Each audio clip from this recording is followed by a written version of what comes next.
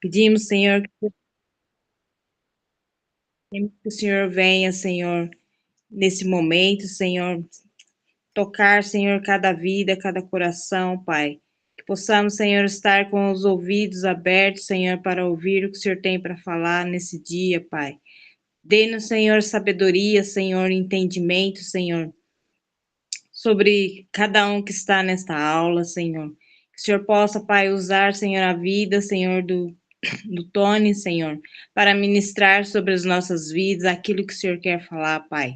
Em nome de Jesus, Pai, que possamos tirar, Senhor, agora toda distração, Senhor, toda perturbação de mente, Pai. Que o teu Espírito, Senhor, venha, Senhor, sobre a vida de cada um nesta aula, Pai. Que possamos, Pai, receber a porção que o Senhor tem para nos entregar nesse dia, Pai. Nos abençoa, abençoa a nossa casa, a nossa família. Que possamos, Pai, nos alegrar, Senhor, por estarmos, Senhor, reunidos, Senhor, em espírito, Senhor, na tua presença. Assim eu oro, Senhor, em nome de Jesus. Amém. Amém. Irmãos, vocês estão conseguindo ver essa imagem que está aí? Vejo de boa, no horário. Sim. Está aparecendo aí? Tá. O que vocês estão vendo aí? A menorar, ué. Não. Não é só menorar, não. Ah, entendi. A vela e tal. Deixa eu analisar. Pode analisar, analise e pensa, ó. Eu não sei se a imagem está muito pequena, não sei se eu consigo expandir mais aqui, deixa eu ver. Acho que não dá para aumentar muito ela, não. Ficou maior aí? Acho que não, né? Só expandir minha tela aqui. Do ladinho embaixo ali, ao lado direito inferior, tem um zoom. Só expandir ali. Ah, tá. Peraí. Olha lá. Tá aí. Essa é a imagem que eu quero que vocês vejam, que eu vou contar algo para vocês e vou emendar na aula, porque tem relação com o que a gente vai falar lá na frente da aula, o que eu estou mostrando para vocês aqui hoje. Então, essa é a imagem. Aqui, irmãos, é o seguinte, eu vou explicar algo para vocês.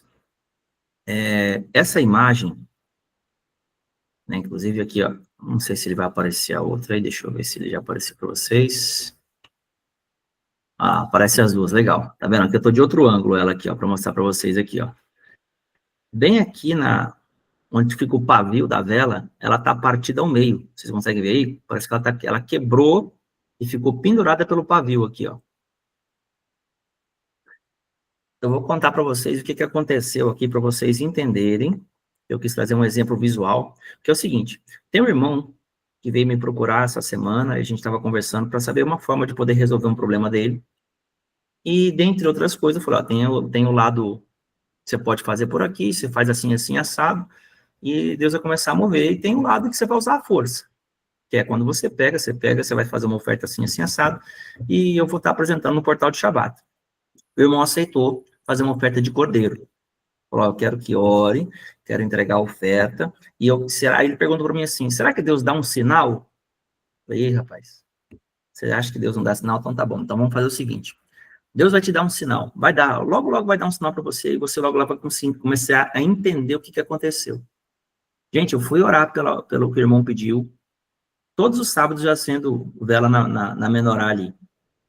Isso só aconteceu uma vez, mas não foi desse jeito que tá aí. A vela só ficou, como é que fala, derretida e meio torta, sabe? Ela queimou esquisito. Mas quando eu comecei a orar por esse irmão aqui, apresentando a oferta e as coisas, essa vela apagou e partiu no meio. Foi a coisa mais esquisita que eu já vi acontecer. Foi uma oração de 5 minutinhos, irmão, 5 minutinhos, 5 pouquinho. Só apresentando e pedindo as coisas.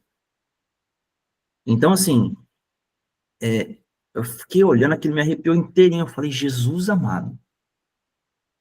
É forte o negócio, né? Porque a gente sabe, a gente ensina, a gente pratica, mas quando a gente vê a coisa acontecendo assim, num estalo, antes de contar para vocês o discernimento que eu tive, eu quero fazer uma pergunta, quero ouvir vocês.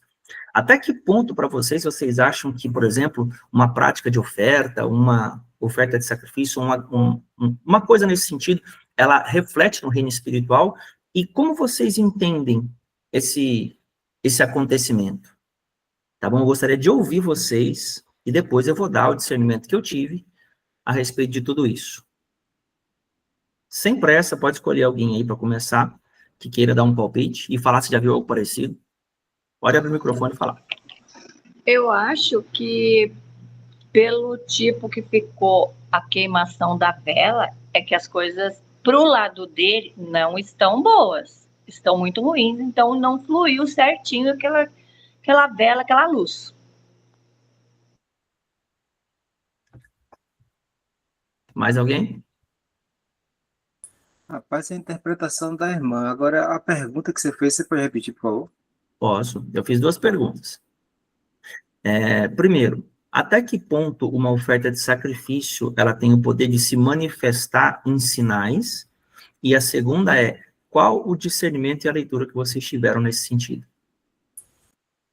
Entendi. Voltando para a oferta, se você pega do lado maligno, eles fazem, digamos assim, trabalhos, mas só funciona se tiver legalidade. Do lado de Deus, Deus não se vende, né? Então, tudo é dele. Prato, ouro, etc.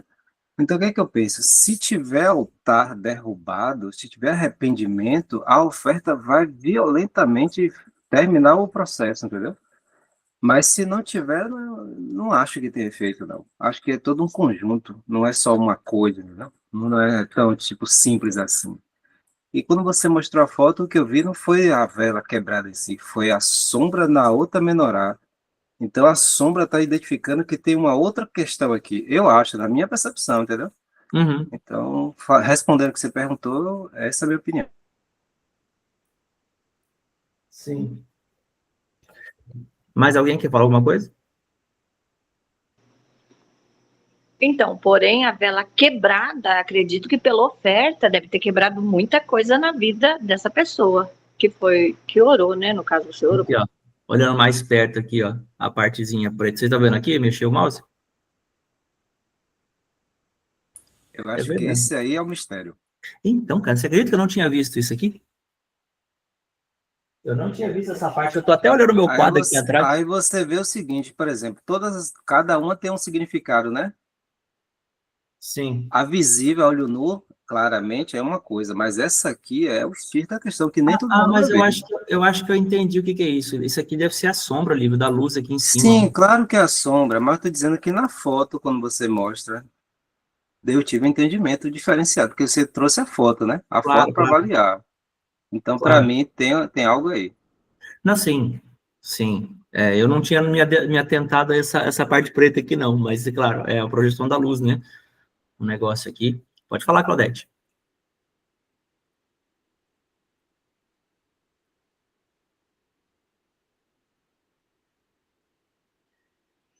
Tony, tá ouvindo? Claro. Eu acredito também que foi mais ou menos isso, né? Que a sua mãe falou e o livro, né? E eu acredito também, como o irmão pediu para o senhor dar um sinal, o senhor respondeu com fogo. Meu entendimento. Bacana. Irmãos, assim, tem todo mundo aqui é lógico, aqui é mera conjectura, porque pode ser várias coisas aqui, né? Não tem como você falar, pá, é isso aqui, bateu o martelo. Mas, assim, uma coisa é certa. Quando eu vi aquilo, eu comecei a me arrepiar tanto, mas tanto, falei, Jesus amado, o que é isso aqui? E fui orar ao Senhor, falei, o que aconteceu aqui? Porque o que eu entendi aqui, assim, pega um pouco do que vocês falaram, mas ficou algo mais interessante, porque como a vela foi partida, a proposta da oferta de cordeiro, ela é uma oferta de força. Então, tipo assim, você vai e você bate em cima de alguma coisa. Só que o que é interessante? Ali, o que sustentou é o pavio, é o que de fato queima ali. Então, o que isso mostra? Que existe algo por dentro que a força não bastou. Existe alguma coisa que conecta as partes e que precisa ser mudada lá no miolo. É como se Deus abrisse algo, como se abrisse uma coisa para você poder... Sabe quando você abre aqui, você, tipo, Kinder Ovo, tem alguma coisa lá dentro. E esse pavio, irmãos, é da onde o fogo queima. Então, tipo assim, é como se Deus tirasse toda uma camada de opressão, de peso, de alguma coisa, para começar a trabalhar bem numa determinada região. Porque qual que é a proposta da oferta de cordeiro? Você vai com força. Ela é uma oferta de resgate, ela é uma oferta de redenção, ela é uma oferta de agressividade. Você vai ver todos esses exemplos na Bíblia. Então, conforme o sacerdote tem instrução, ele pode aplicar a mesma oferta em várias direções, porque faz parte da mesma coisa. Então, eu quero que corte, eu quero que derrube, eu quero que resgate, eu quero que faça isso. Em tudo isso, irmãos, essa oferta se aplica. Então, quando isso aconteceu, né, de fato, é porque uma pancada muito poderosa se realizou. Algo se manifestou e vai manifestar. Só que qual que é o ponto? Qual que é a proposta da oferta? Nesse sentido, é remover o peso que está sobre a pessoa e dar a ela uma janela de arrependimento. Quando você entra com uma oferta desse nível, irmãos, você imagina que alguém entra na tua guerra, segura os teus inimigos envolvidos nessa área e detém eles para lá enquanto o fogo queima. Então, tipo assim, você afasta a influência mais maligna, mais poderosa, e deixa a pessoa com a carnalidade, o ego dela, neutro da influência. Então, tipo assim, ela fica mais livre para tomar decisões e menos suscetível às frequências, enquanto essa oferta queima. Só que isso não resolve um problema, isso facilita a resolução do problema. Vê se vocês me entendem. Eu estou conseguindo me comunicar claramente para vocês, irmãos? Então, assim, é por isso que na magia as pessoas precisam ficar recorrentemente fazendo ofertas, porque elas não resolvem o âmago da coisa, elas vão sempre na força. Então, o que Deus está mostrando? Que existe algo que já não depende mais de um terceiro, mas algo, como é que fala? Que depende da parte envolvida ou do objeto da oferta.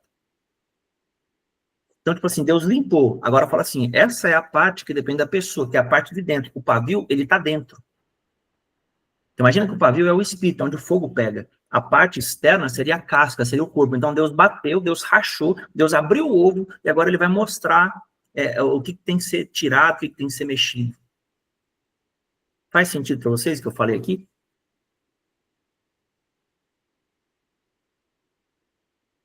Então, basicamente falando, irmãos, essa oferta, ela teve esse propósito e Deus deu esse sinal. E por que eu estou contando isso? Porque nós vamos falar dos ciclos hoje. E chega uma etapa dos ciclos em que Deus vai pedir uma oferta de sacrifício para nós. Então, assim, é uma coisa que marca, estabelece, redime e abre caminho. Então, isso é com todo mundo. Abraão, Isaac, Jacó e a gente, Jesus. Apesar que Jesus, ele foi a própria oferta, né? Então, é um nível de oferta que nós não temos justiça para realizar, mas recebemos por meio dele a justiça de materializar esse nível de sacrifício. E a linhagem de Melquisedeque é o que ela pode fazer. Então, toda vez que você sacrifica, você não está sacrificando o dinheiro, ou o relacionamento, ou alguma coisa. Você está simbolizando algo em você que está morrendo. Então, sempre uma oferta, um ato sacrificial teu, é um símbolo de algo interno seu que está morrendo. É simples assim o critério e o entendimento. Pode falar, Claudete. Livre levantou a mão primeiro, né? Ou foi a Claudete? Quem foi? Eu penso que o sacrifício, na verdade, é o que sela, né? Então tem todo um processo, aí vem sela. Então, é muito pertinente que você falou sobre, tipo, mostrar dentro. O pavio, na verdade, é a estrutura, né? A raiz, essa raiz é santa, o sangue de Cristo santifica. Não importa quão sujo esteja. Agora, se a raiz não é santa, meu amigo, esquece. Porque a massa também não é santa. Então, como quebrou e a luz continuou, então expõe, né? Expõe o que está dentro. Então, é trabalho. Uma hora é se arrepender aí, botar o joelho no chão e para poder pegar essa oportunidade e fazer valer, né?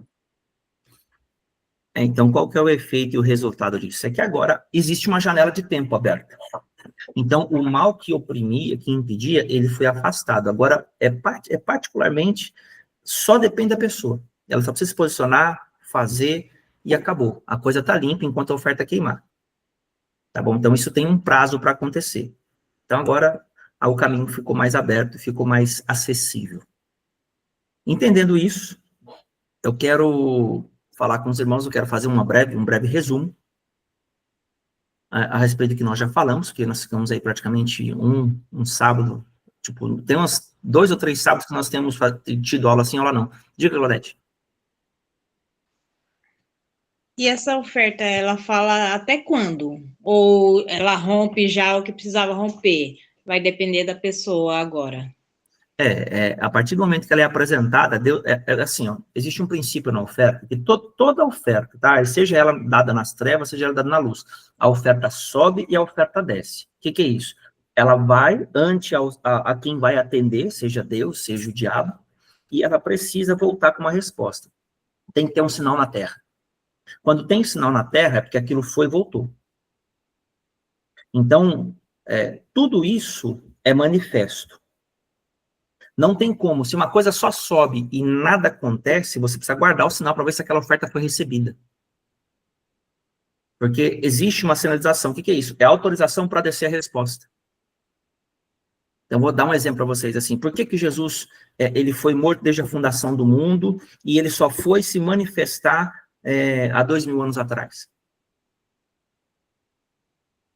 Porque Deus tem um tempo de resposta. E nesse meio tempo, existe algumas guerras e algumas etapas que têm que ser cumpridas. Porque Cristo já cumpriu as coisas, hoje nós temos um caminho aberto que depende, agora, no caso nosso, da santidade do sacerdote, da sua pureza, para que essa resposta ela possa ter uma aceleração ou não. Porque os caminhos que o sacerdote abriu, por meio do seu entendimento, da sua consagração, por meio do seu posicionamento, são caminhos abertos com Deus, porque são conectados de revelação. Quanto mais revelação da palavra você tem, maior é o seu caminho direto.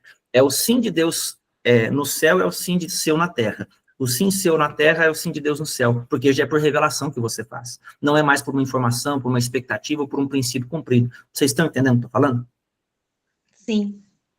Então, quanto mais puro, mais semelhante, mais praticante daquilo que você ensina você for, mais eficiente é o teu sacerdócio. Consequentemente, o que você faz é Deus fazendo. Por exemplo, o apóstolo Paulo, nós temos 2 exemplos na Bíblia assim muito claros. Nós temos Paulo dizendo assim, ó, digo eu, não Senhor, que o homem não se case, permaneça solteiro. Por exemplo, ele fala, digo eu, não Senhor. E a palavra está registrada na Bíblia, como se fosse de Deus. Aí nós temos um outro exemplo no Antigo Testamento. Elias, ele fala assim, ó, segundo a minha palavra não vai chover. E não choveu. Então, quando você vai olhando esse nível de autoridade, você vai entendendo que ali existia muita semelhança. Ali existia um trabalhar de Deus já muito profundo. Então, não envolve somente conhecer princípios, envolve relacionamento e envolve revelação.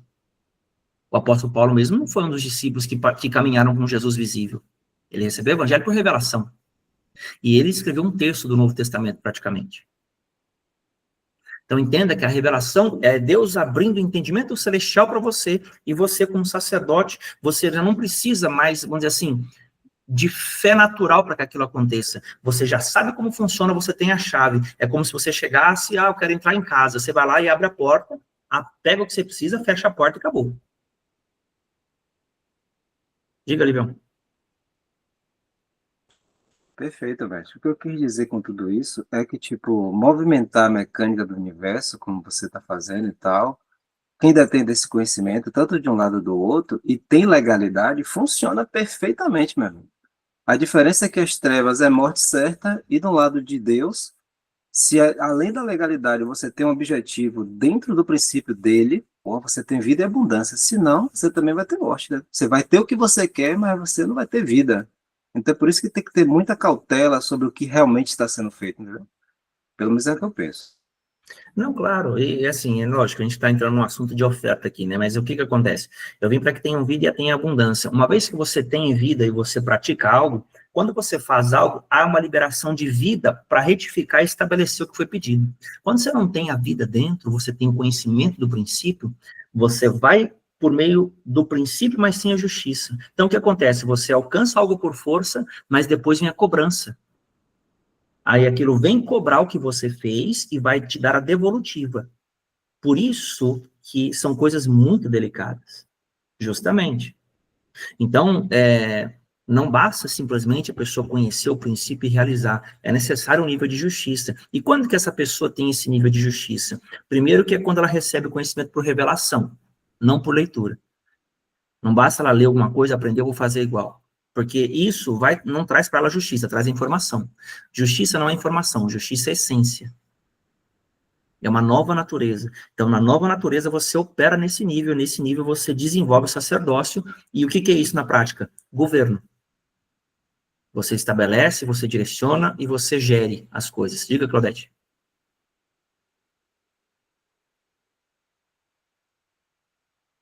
Liga o microfone. Eu entendi que... Deixa eu ver se eu entendi. Então, quando você recebeu... Você já recebeu autoridade, né? Aí você vai agir pelo aquilo que Deus já te deu. Você não vai ficar pedindo para o Senhor. Seria isso, no caso, igual Paulo disse, digo eu, não o Senhor, porque ele já tinha uma autoridade, uma unção para agir daquela forma. Seria isso? Repete a pergunta para ver se eu entendi direito. Igual assim, você é um sacerdote. Você Hum. recebeu uma autoridade. Você tem autoridade, né? Maior, uma unção. Então, no caso, você tem autoridade para falar. É como se você fosse um porta-voz do Senhor. Por isso que Paulo dizia: digo eu, não o Senhor. Seria isso? Isso. Por esse caminho. Por esse caminho. Porque liberdade você tem de conhecer o princípio. Autoridade você tem de ser esmagado pelo princípio. Então, o que é isso? Deus te aperfeiçoa, te treina, você paga o seu boleto, você vai fazendo, você vai praticando, Deus vai te enchendo. Chega a hora que ele fala, agora eu quero que você trabalhe. Então, a unção e a autoridade, ela vem do esmagamento, ela não vem do conhecimento nem do tempo decorrido. É literalmente, pagar o preço. O evangelho, ele é de graça, mas ele não é pela graça. Quer dizer, ele é pela graça, mas ele não é de graça. Então, alguém pagou o boleto. A gente tem esse acesso porque Cristo pagou. Então, alguém pagou, custou para alguém. Então, a gente tem que andar pelo mesmo caminho. Também vai custar para nós a libertação dos outros. Então, sempre que você sofre, tenha em mente que quem vai desfrutar disso não é só você, é os que vêm depois de você. E você é como uma peça no universo responsável por realizar esse tipo de coisa. Então, se você não busca, os outros não têm. Se os outros não têm, Deus vai cobrar de você que não foi buscar. E vai cobrar dos outros que viram você e não quiseram participar. Então, tem esses dois lados aí. Mas vamos lá. Até aqui, gente, tudo bem? A gente nem começou a aula oficial mesmo, só em cima do princípio. Então, vamos lá. Vamos fazer um breve resumo aqui daquilo que nós temos falado. Aqui, ó. Segunda parte, tá aparecendo aí para vocês, né? Segunda parte do rolo e o padrão eterno. Eu vou só para o ponto de baixo ali, ó. Segundo ponto. Então, nós estamos falando de ciclos. E aqui está o padrão eterno dentre os ciclos que temos estudado de modo prático. Então, todo ciclo tem uma origem, todo ciclo ele tem uma evolução, e todo ciclo ele tem o rompimento. Então, quando você entende que dentro da jurisdição do tempo de Deus existem essas três etapas, você vai entender que o Senhor trabalhou assim com o Messias, e se ele não poupou Jesus de determinados processos, nós não seremos poupados. Então, nós já falamos a respeito do tempo de origem, nós falamos a respeito do tempo de evolução, e daqui para frente, hoje, nós vamos falar do tempo de rompimento, que é quando você vai subir de nível, só que agora eu vou descrever o processo para você, como que essas coisas acontecem na tua vida, por que determinadas coisas você passa, por que algumas coisas parecem não fazer sentido. Então, olha só que interessante. A terceira etapa do ciclo é a parte do rompimento. O rompimento de um ciclo é, de fato, a fase mais importante de todo ele. E a própria palavra testifica de que melhor é o fim das coisas do que o seu começo. Lá em Eclesiastes, capítulo 7. Então, a pergunta é, por que é tão importante? Então, olha que interessante. Trata-se de aperfeiçoamento. O Senhor trabalha com padrões. Então, qual é o padrão de Deus? Ele destrói, remove, refundamenta. Aperfeiçoa, ou seja, ele vai treinar você em cima do fundamento e, por fim, ele vai estabelecer algo. Alguém abre para mim Jeremias, capítulo 1, verso 10, por favor. Vamos ler esse verso aqui. Jeremias, capítulo 1, versículo 10. E quem achar, já pode ler, por gentileza.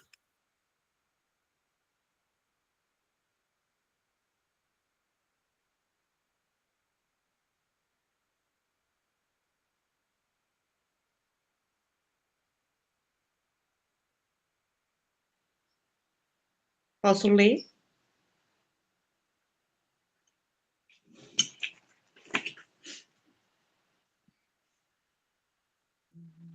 Olha, olha que hoje te constituo sobre as nações e sobre os reinos, para arrancares e derrubares, para destruíres e arruinares, e também para edificares e para plantares.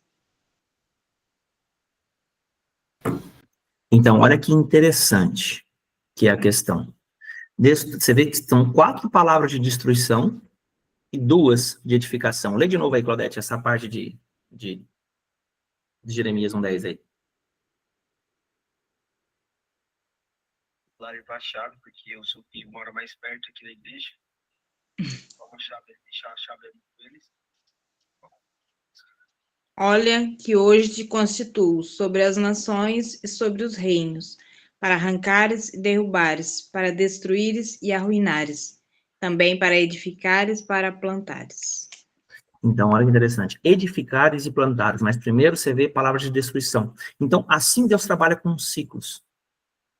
O que torna um rompimento de ciclo tão importante é o fato de que ele divide as fases, constituindo assim os marcos mais relevantes da existência. E quando olhamos para o exemplo do ciclo de maturidade, nós vemos um indivíduo iniciar a sua infância, por exemplo, naturalmente. Depois, por vezes, pode acontecer trauma, abuso, negligência ou descuido, que rouba o processo natural da coisa, que faz o quê? Uma espécie de catapulta. Faz com que a pessoa tenha que pular etapa ou ela tenha que estender uma etapa da vida dela, quebrando a ordem natural da evolução do ciclo. Então, o que acontece? Uma pessoa pode acabar ficando infantilizada ou pode sendo forçada a amadurecer fora do tempo. Então, tirando isso, quando Deus trabalha com um ciclo no modo padrão e natural, ele tem sempre a etapa do nascimento, do desenvolvimento e do rompimento. Porque não acabam-se os ciclos. Você está sempre crescendo, sempre evoluindo, sempre amadurecendo, tem sempre mais do que aquilo que você tem hoje. Então, vem a pergunta. Quando um ciclo realmente se mostra nesta etapa de rompimento? Aí é a questão da crise. Então, olha que interessante, irmãos. Todas as vezes que a tua vida entra em crise, você está subindo para o próximo nível. Você viu que a coisa bagunçou, que o negócio apertou, você pode ter certeza que está chegando a hora de subir de nível. Então, no livro da Cinza Santuário do Fogo, eu explico isso com maestria para você. Qual que é o objetivo de Deus, o que está acontecendo, o que ele espera de você e quando ele vai voltar para inspecionar a qualidade do teu santuário. Mas vamos lá, vamos continuar a descrição aqui, ó. Mudança de ciclo, a crise, tempo de amadurecer. Então, nós tenhamos em mente que Deus não trabalha com meninos para sempre, e nós vemos na nossa caminhada pessoas que 20, 30, 40 anos de ministério, que é a mesma vidinha, a pessoa do mesmo jeito, ela não amadureceu, continua falando mal dos outros, entrega dízimo, entrega oferta, não sai da igreja, mas a vida está do mesmo jeitinho. Quem conhece gente assim, só eu ou não? Ou tem por aí do lado de vocês também? Achei que era só aqui perto de mim. Fala aí, Gabriel. Não, vou sem querer, é isso mesmo. Ah, tá. Então, diga aí, Vião. Rapaz, eu tenho algo aqui, porque assim, às vezes você fala um negócio, meu amigo, e não dá para ir correndo assim, porque abre todo um portal, né? Então, por exemplo, quando você falou de ciclo, me ocorreu o seguinte, quando você tratou de ciclo naquela questão, naquele ponto, é tipo uma semente dentro do ciclo eterno. Por isso que ela tem começo, meio e fim, digamos assim, não é isso? Pronto. Aí quando você trouxe aqui essa questão de Jeremias, eu entendi que arrancares e derribares, aí é o lado espiritual, a raiz, certo? Destruíres e arruinares, aí já é a visão materialista, já é tipo, já do lado de fora. E edificares é encharcar o solo, né, arar o solo e plantar a semente no coração. Então, assim, essa questão do ciclo, existe o ciclo do processo dentro do ciclo eterno. Então, para mim, ficou bem claro essa questão, entendeu? Então, quando você traz isso, por exemplo, o tempo de Deus, há tempo para todas as coisas. Então, quando você traz que a pessoa, o Senhor, a divindade, visita o santuário, existe tempo para isso. Não é daqui a pouco, amanhã, no instante, entendeu? Existe todo um ciclo macro em que acontece essa visitação, e aí você tem o seu ciclo pequeno, o seu ciclo interno, entendeu? Então, muito bom que você trouxe, porque me deixou bastante... ficou bastante claro, entendeu? Sobre isso. E aqui a gente ainda nem entrou, né? O livro, ele compreende mais rápido, mas nós vamos entrar na questão profética. Aqui eu estou falando de ciclos padrões, né? Eu vou oscilando aqui entre um plano e outro, mas, na verdade, o padrão, ele é espiritual. Embaixo, tudo que acontece embaixo é parte do padrão espiritual quando ocorre naturalmente. Aí, quando entra a questão do trauma, entra a questão do abuso, isso dá uma quebra. Então, isso tira isso da ordem natural e distorce o propósito, distorce um monte de coisa, mas a gente vai falar disso mais para frente. Mas é exatamente isso que o livro falou. Então, olha só que interessante, irmãos. O termo crise, né, crises no grego, ele refere-se a um tempo de tensão, desgaste, conflito, de disputa, tempo que delimita um momento de decisão, ou seja, é um tribunal. Um termo advindo dessa palavra é crisálida, né? A crisálida é a palavra usada para definir a fase final larval de alguns espécimes de insetos. Então, o que é interessante aqui? Onde a larva se coloca dentro de um casulo, aparentemente está paralisada, mas estão acontecendo grandes transformações, a tal ponto que dificilmente se pode identificar a larva original a partir do inseto resultante sem um conhecimento apropriado. Então, a crisálida constitui-se como o fim de um ciclo que impulsiona aquele inseto a um nível de vida tão diferente do original que somente pode ser concretizado através do emprego de muita energia. E aqui, irmãos, é o ponto-chave. Porque a gente quer romper, a gente quer ser usado, a gente quer chegar lá, quer que Deus faça coisas tremendas, mas a gente não quer empregar energia na coisa. A gente não quer entregar o que tem que ser entregue. Então, nada no universo se perde, tudo é reciclável. Deus, ele trabalha com ciclos de mortificação e de vida, morte e vida, morte e vida. Então, não adianta. Se você não perde, você não ganha, você não faz a coisa acontecer de novo. Porque Deus tem ciclos de renovação. Então, vamos seguir aqui, ó. Por isso, é comum encontrarmos lagartas alimentando-se vorazmente durante a fase de preparação para crisalidar, a fim de conseguir os recursos necessários para essa fase crítica. Então, Deus vai te treinando, vai te capacitando, vai te ensinando, até que vai chegar uma hora que ele vai te testar, fala, agora vamos pôr em prática. E aí, a hora que você vai perder, você vai ficar sem emprego, sem namorado, sem marido, sem dinheiro, sem saúde, ninguém vai te ver, ninguém vai ligar para você, nem bom dia vai falar para você. Você vai ser um zero à esquerda, um nada, um apagado, mas só Deus está de olho lá. Deixa eu ver como é que tá o bonitinho. Deixa eu ver lá. Tá aguentando o tranco. Aí, esse é meu filho. É assim que funciona. Pra você entender, né? Tô brincando aqui, mas pra você entender a forma como Deus trabalha. Então, mas a qualquer momento, tá? Pode levantar a mão. Eliane, seja muito bem-vinda. Participar conosco. Bora seguir aqui para mais uma etapa. A qualquer momento, vocês levantam a mão aí e chamam para pergunta. Então, é tempo de amadurecer. Vamos seguir aqui com o padrão de Deus. Assim funcionam os ciclos. Quando estamos vivendo a jornada de uma etapa qualquer, temos sempre que pensar em medidas conservadoras, sabendo que a cada fase enfrentaremos um período que demandará grande empenho para que possamos romper para um novo estágio. E lembrando, não se deve, em nenhuma hipótese, quebrar a ordem natural ou o futuro fica comprometido. Portanto, irmãos, nós devemos avançar. E aqui nós vamos entrar nos ciclos proféticos. Só que antes de entrar nisso, eu quero dizer uma coisa. O diabo, irmãos, ele é sempre aquele que quer antecipar as etapas na tua vida. Ele trabalha de duas formas na vida de todo filho de Deus. Primeiro, ele tenta impedir você de realizar algo. Ele vai te dar bons motivos para você não obedecer um determinado princípio. E eu costumo falar de 3, que são, para mim, os princípios que ele mais ataca. A guarda do Shabat, a oração em línguas e os dízimos. Esses são 3 assuntos que o diabo bate bonito para impedir a pessoa de movimentar. Mas ele vai te dar sempre ótimos motivos para você, não, isso não precisa, isso não sei o quê. Ele é bom disso. Por quê, irmãos? A nossa máxima aqui é real, e isso tem que ficar impregnado na tua cabeça. O que é para a direita é para a esquerda. Se dízimo para Deus representa honra, para o diabo também. Se você não entrega o dízimo para Deus, você vai entregar para o diabo. Eu não entrego para o diabo não, pastor. Para você entregar para o diabo, basta você não fazer para Deus. Tá? Guarde isso. Você não fez, você já entregou. Você não fica com a coisa para você. Agora, qual que é o grande ponto? O Shabat é a mesma coisa. O Shabat Deus mandou, é uma etapa de descanso. Se você não descansa, o que você está fazendo? Você está tirando a honra de Deus e deixando ele, vamos falar, de fora de ser reconhecido como Criador na tua vida. Porque Deus descansou e desfrutou de todas as suas obras naquele dia. Esse é um sinal de que você comunica nos céus, quando guarda o Shabat, que Deus é o Criador para você e você reconhece isso. Se você não reconhece que Deus é o Criador, você não celebra o Shabat. Então, dentro do contexto bíblico, nós não estudamos o Shabat ainda, mas esse é o sinal de que você reconhece que Deus criou e descansou no sétimo, e você, com imagem e semelhança, você trabalha 6 e descansa 1 também. Simples assim. Agora, a questão da oração em línguas. O diabo quer sempre que você ore o que te interessa, porque ele quer que você seja satisfeito, não que você satisfaça o Senhor. Ele não quer que você se torne a semelhança de Deus, ele quer que você continue a imagem e semelhança capirótica de sempre. O seu ego é a imagem e semelhança do diabo. A sua carne, o bifão, o açougue, né, todas as partes das suas decisões, das suas vontades são capiróticas, bem como de todo ser humano. Por isso que Jesus foi obediente até morte de cruz. Ele morreu pela vontade, depois morreu o corpo. Ou seja, primeiro você morre por dentro, depois você morre por fora. Não tem como você chegar e acessar um novo nível espiritual sem perder algo.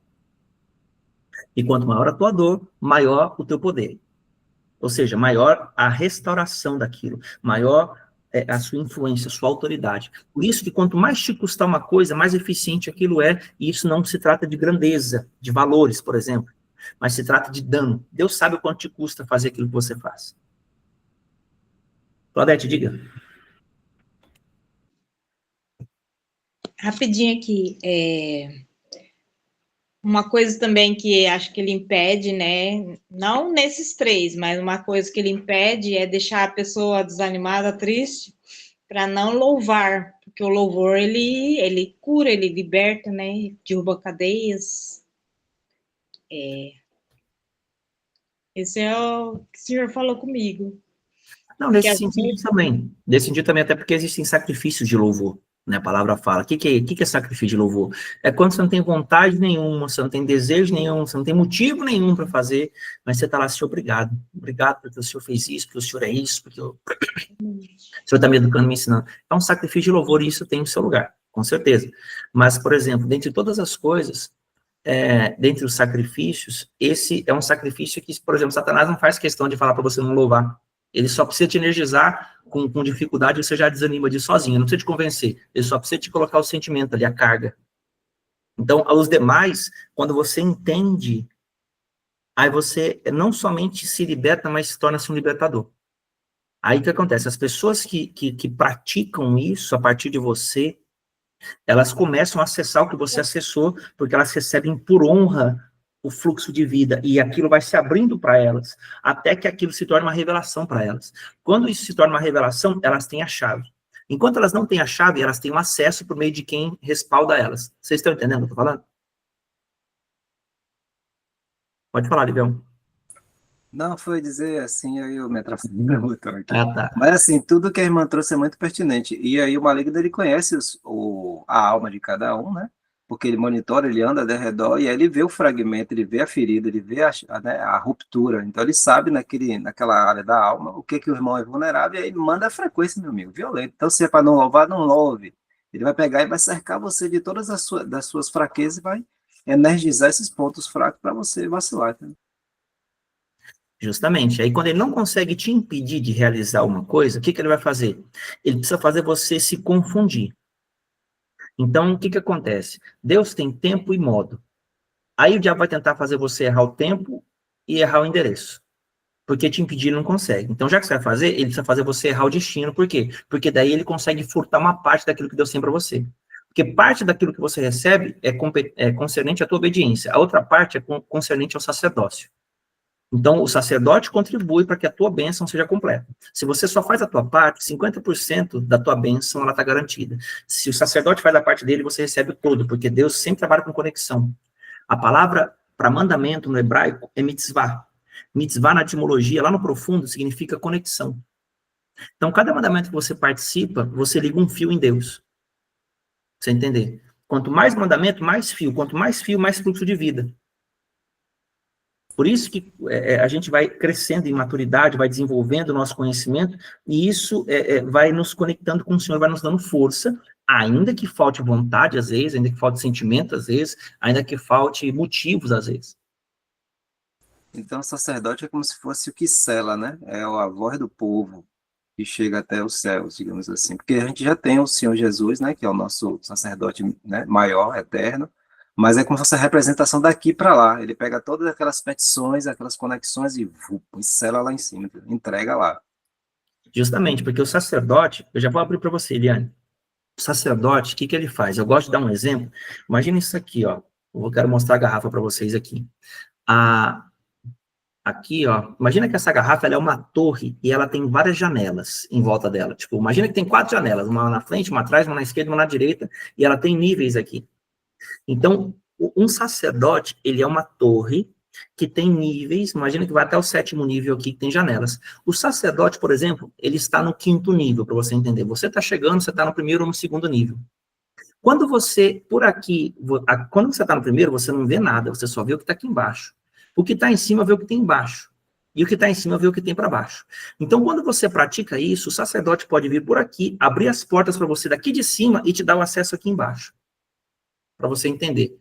Então, ele libera o fluxo para você, para descer para cá. Porque mesmo que você não tenha autoridade para subir, você tem acesso para subir. Porque o reino de Deus se move em honra. Então, a honra, ela é o acesso. Entendeu? Então, tipo assim, você vai pedir uma validação. Quem que está lá dentro para poder te abrir a porta? Que a porta do reino se abre por dentro. Então, Deus, ele te reconhece no lugar, os ministros, os guardiões das regiões, eles te autorizam, porque você tem chancela de Deus, só que tem lugares que você não tem acesso. Então, você precisa honrar alguém que tenha. Aí você vai lá e honra a pessoa acessa atrás para você. Entendi, Tony. Então eu quero que você fique mais milionário ainda, meu amigo. Eu quero que você fique daquele jeitão, bonitão, para poder abrir, escancarar as chaves aí, as portas, para a gente passar. Rapaz, muito massa. Ficou muito claro, obrigado. Ele é o porta-voz. O sacerdote é o nosso porta-voz com o Senhor. Diga, Eliane, pode falar, irmã. Seu microfone está fechado. Procura aí na sua... Isso, fala. Bom dia, consegui. Essa tecnologia é complicada às vezes, né? Fica tranquilo. Eu meio que me perdi com todas as coisas que você falou após digamos, eu levantei a mão porque eu estava com um pensamento, tá? Mas o que eu vejo ali que você falou sobre a honra, o Shabat, né? E, enfim, o cumprimento de várias regras. Gente, desculpa, tô em casa, tô com pet, tá? Tranquilo. E aí, assim, às vezes eu vejo muita discussão por conta de devo guardar o dia, né, devo descansar realmente. Há muita discussão, digamos, entre o Velho Testamento, onde as leis eram bastante rígidas, né, cheias de regras, e com a vinda de Jesus, muita gente fala que ele, digamos, não é que ele anulou, tá? Mas ele colocou o amor. Então, muitas pessoas vivem assim como esse tempo de amor. Isso há muita discussão mesmo. Me ajuda nisso, Tony. Ajudo. Vamos lá. Irmãos, é importante, né, que aqui é lógico, a irmã entrou agora, ela não pegou as outras aulas, então é muito plausível a pergunta dela. Eu vou ajudar vocês aqui, até para recapitular. Quando Jesus veio, né, o padrão de Deus é palavra. Aliás, deixa eu mostrar uma coisa para vocês aqui. Deixa eu mostrar a escritura para vocês entenderem qual que é o padrão de Deus do fluxo da palavra. Isaías capítulo 55, Deus define qual que é o padrão da palavra dele e a sua forma de execução. Isaías 55 diz assim, ó. O texto fala a partir do versículo 8. Porque os meus pensamentos não são os vossos pensamentos, nem os vossos caminhos, os meus caminhos. Porque assim como os céus são mais altos do que a terra, assim os meus caminhos são mais altos que os vossos caminhos e os meus pensamentos mais altos do que os vossos. Então Deus está se colocando numa posição diferente da nossa. Porque assim como descem a chuva e a neve dos céus e para lá não tornam, sem que primeiro reguem a terra, fecundem, façam brotar, para dar semente ao semeador e pão ao que come. Assim será a palavra que sai da minha boca. Então olha qual é o padrão da palavra. Deus está contando uma situação e está dizendo, ó, a minha palavra funciona assim. Então, o que ela faz? Ela diz assim, ó, não voltará para mim vazia, antes fará o que me apraz e prosperará naquilo que a designei. Só que qual que é esse processo? Aí eu tenho que voltar para o verso 9. A palavra que sai da minha boca, como ela funciona? Ó, ela desce como chuva ou neve, ela cai na terra, rega a terra, faz a terra ficar grávida, ou seja, ela fica fértil, depois faz ela brotar, e aí esse brotar dá semente para o cara que semeia e pão para o cara que come. Então, isso aqui é muito importante, nós falamos sobre isso lá na última aula, na quarta-feira, que a Odete estava lá na MCI. Deus dá semente e pão. O que é isso? Semente é o que você separa, dízimo, primícia, oferta, essas coisas, é semente. Você vai plantar. E o resto você come. Então, entenda, todo fruto, ele tem a parte da semente e tem a parte que você come. O que está como semente, você planta. O que está como fruto, você come. Se você come o fruto e a semente, o que você está fazendo? Você está matando a sua capacidade de manter o ciclo de provisão. Então, funciona deste modo o reino espiritual. Esse é o padrão da palavra. Agora que você entende isso, quem é a Torá viva? Ou seja, quem é o pacotão de palavra de Deus? É o Messias. O Cristo, ele veio à Terra dentro do Jesus. Então, veja, Deus profetizou no Antigo Testamento a vinda do Messias. Jesus não é o Messias, Jesus trouxe o Messias. Jesus é a matéria, é o vaso que trouxe a unção de dentro, chamada Cristo. E essa unção, ela veio a ser reconhecida primeiro por Pedro. Quem diz o povo ser o filho do homem? Tu és o Cristo, o filho do Deus vivo. Então, Pedro viu Jesus por dentro. Então, veja que existe diferença entre a literalidade da palavra e a essência da palavra. Entre o que se pode ver da palavra e o que precisa ser desfrutado pela palavra. Então, Jesus é o homem, Cristo é a unção de dentro. Jesus é a palavra visível, é o cumprimento material. O Cristo é a essência que supre esse interior dessa palavra. Então, Cristo é a vida. Agora, o que ele veio fazer? Agora eu entro na questão da irmã. Jesus fala assim, eu não vim revogar a lei ou os profetas, eu vim cumprir. Quando ele fala isso em Mateus 5,17, ele está dizendo o seguinte, eu não vim anular o que já foi dito, eu vim trazer para dentro do homem por meio do Messias. Então agora, esse Messias, ele escreve esses mandamentos dentro da pessoa, para que por meio da justiça que ele executaria, que justiça é essa? A sua morte. Ele foi morrendo. Jesus é o único homem vivo que nasceu para morrer. Ele nasceu pleno, nasceu cheio, e o destino dele, material, era a cruz. Então, desde que ele nasceu, ele sabia para onde ele ia e qual era o destino dele. Então, ele nasceu para morrer. Por que ele fez essa jornada? Porque ele estava refazendo um caminho para que o homem pudesse ter acesso ao retorno desse caminho, que é o retorno à vida. O homem já estava morto. Então, quando ele fez isso, ele trouxe a justiça ao homem. O que é a justiça? Uma nova natureza. Essa nova natureza, agora, ela é a semelhança do Cristo que tem dentro de Jesus. E esse Cristo, ele é o que quebra o jugo. Isaías 10, 26, a palavra fala que a unção quebra o jugo. Ou é 10, 28, é 10, 26. Então, que unção é essa? Não é unção do Espírito, é a unção do Cristo. Então, o Cristo guerreia aqui dentro. O Espírito é para dar poder para fora. O Espírito faz os sinais e as maravilhas acontecerem. O Cristo é o governador. O Cristo, ele rege por dentro. Então, por isso que quando você se governa dentro, lá fora te obedece. Então, o que Jesus veio fazer? Ele é o tabernáculo de Deus com os homens. Só que esse tabernáculo, ele porta o Cristo dentro. Moisés construiu, Salomão construiu, mas a ideia de Deus sempre foi o Cristo. Por quê? Porque foi dito a Moisés, que você tome cuidado de fazer tudo aquilo conforme o modelo que eu te mostrei no monte. Eu quero que você faça igualzinho você viu no céu. Porque quem estava no céu era o Cristo. Até ele descer e ser visto diante dos homens. Então Jesus veio revelar o Pai. Por quê? Ele veio revelar o Pai. De que forma? Quer dizer, na forma do Filho, porque quem vê o Filho vê o Pai.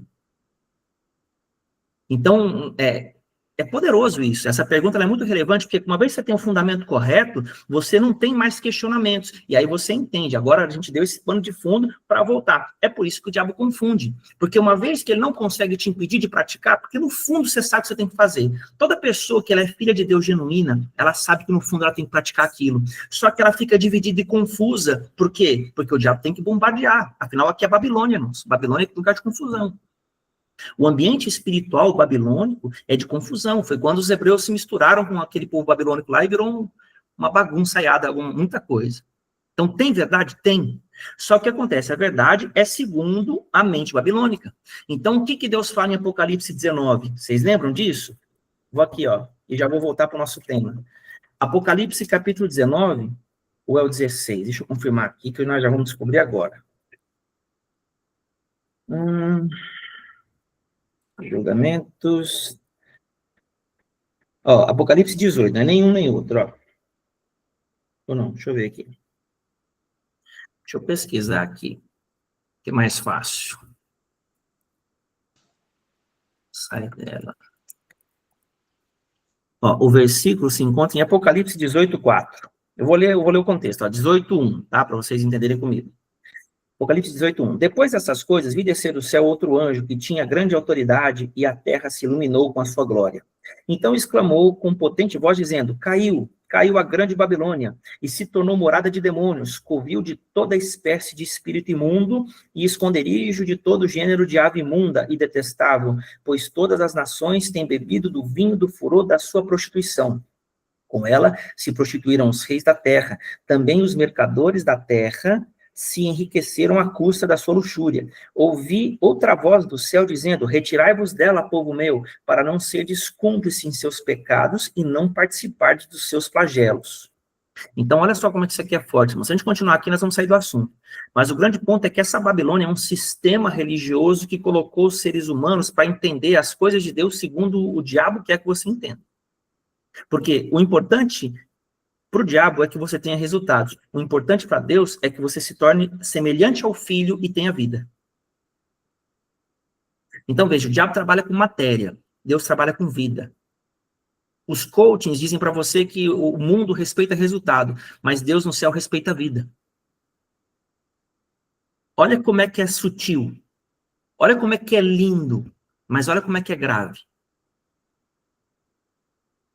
Mas você não tem nada, o que você tem para falar? Você não ganha dinheiro, você vive isso, vive aquilo. Mas, irmãos, vivendo o que a gente vive, quem é que tem a vida que a gente tem? Quem é que deita a cabeça e tem paz e dá graças ao Senhor porque tem revelação e conhece os segredos espirituais, conhece o Pai, e sabe que naquele dia o Pai vai confessar o nome dele? Você pode ter o poder que você tiver, pode fazer o que for. Se você não tem vida, você é só mais um capirótico aí que faz coisas bonitas. Eliane, respondi sua pergunta, irmã? Sim, eu te agradeço muito e agradeço até as pessoas que estão acompanhando a aula aqui. Eu te fiz desviar um pouquinho, mas assim, ó, eu super entendi. Eu estava também na aula, vi Claudete também, mas não é uma questão minha, sabe? Às vezes eu sou atacada, entendeu? No meu meio de convívio com essas dúvidas, entendeu? E isso não traz paz. Não, muito bem. E nós seremos sempre. A partir do momento que a gente carrega esse nível de luz, o diabo vai querer descredibilizar, ele vai querer separar as pessoas. Irmãos, andar com pessoas de luz não é para qualquer um.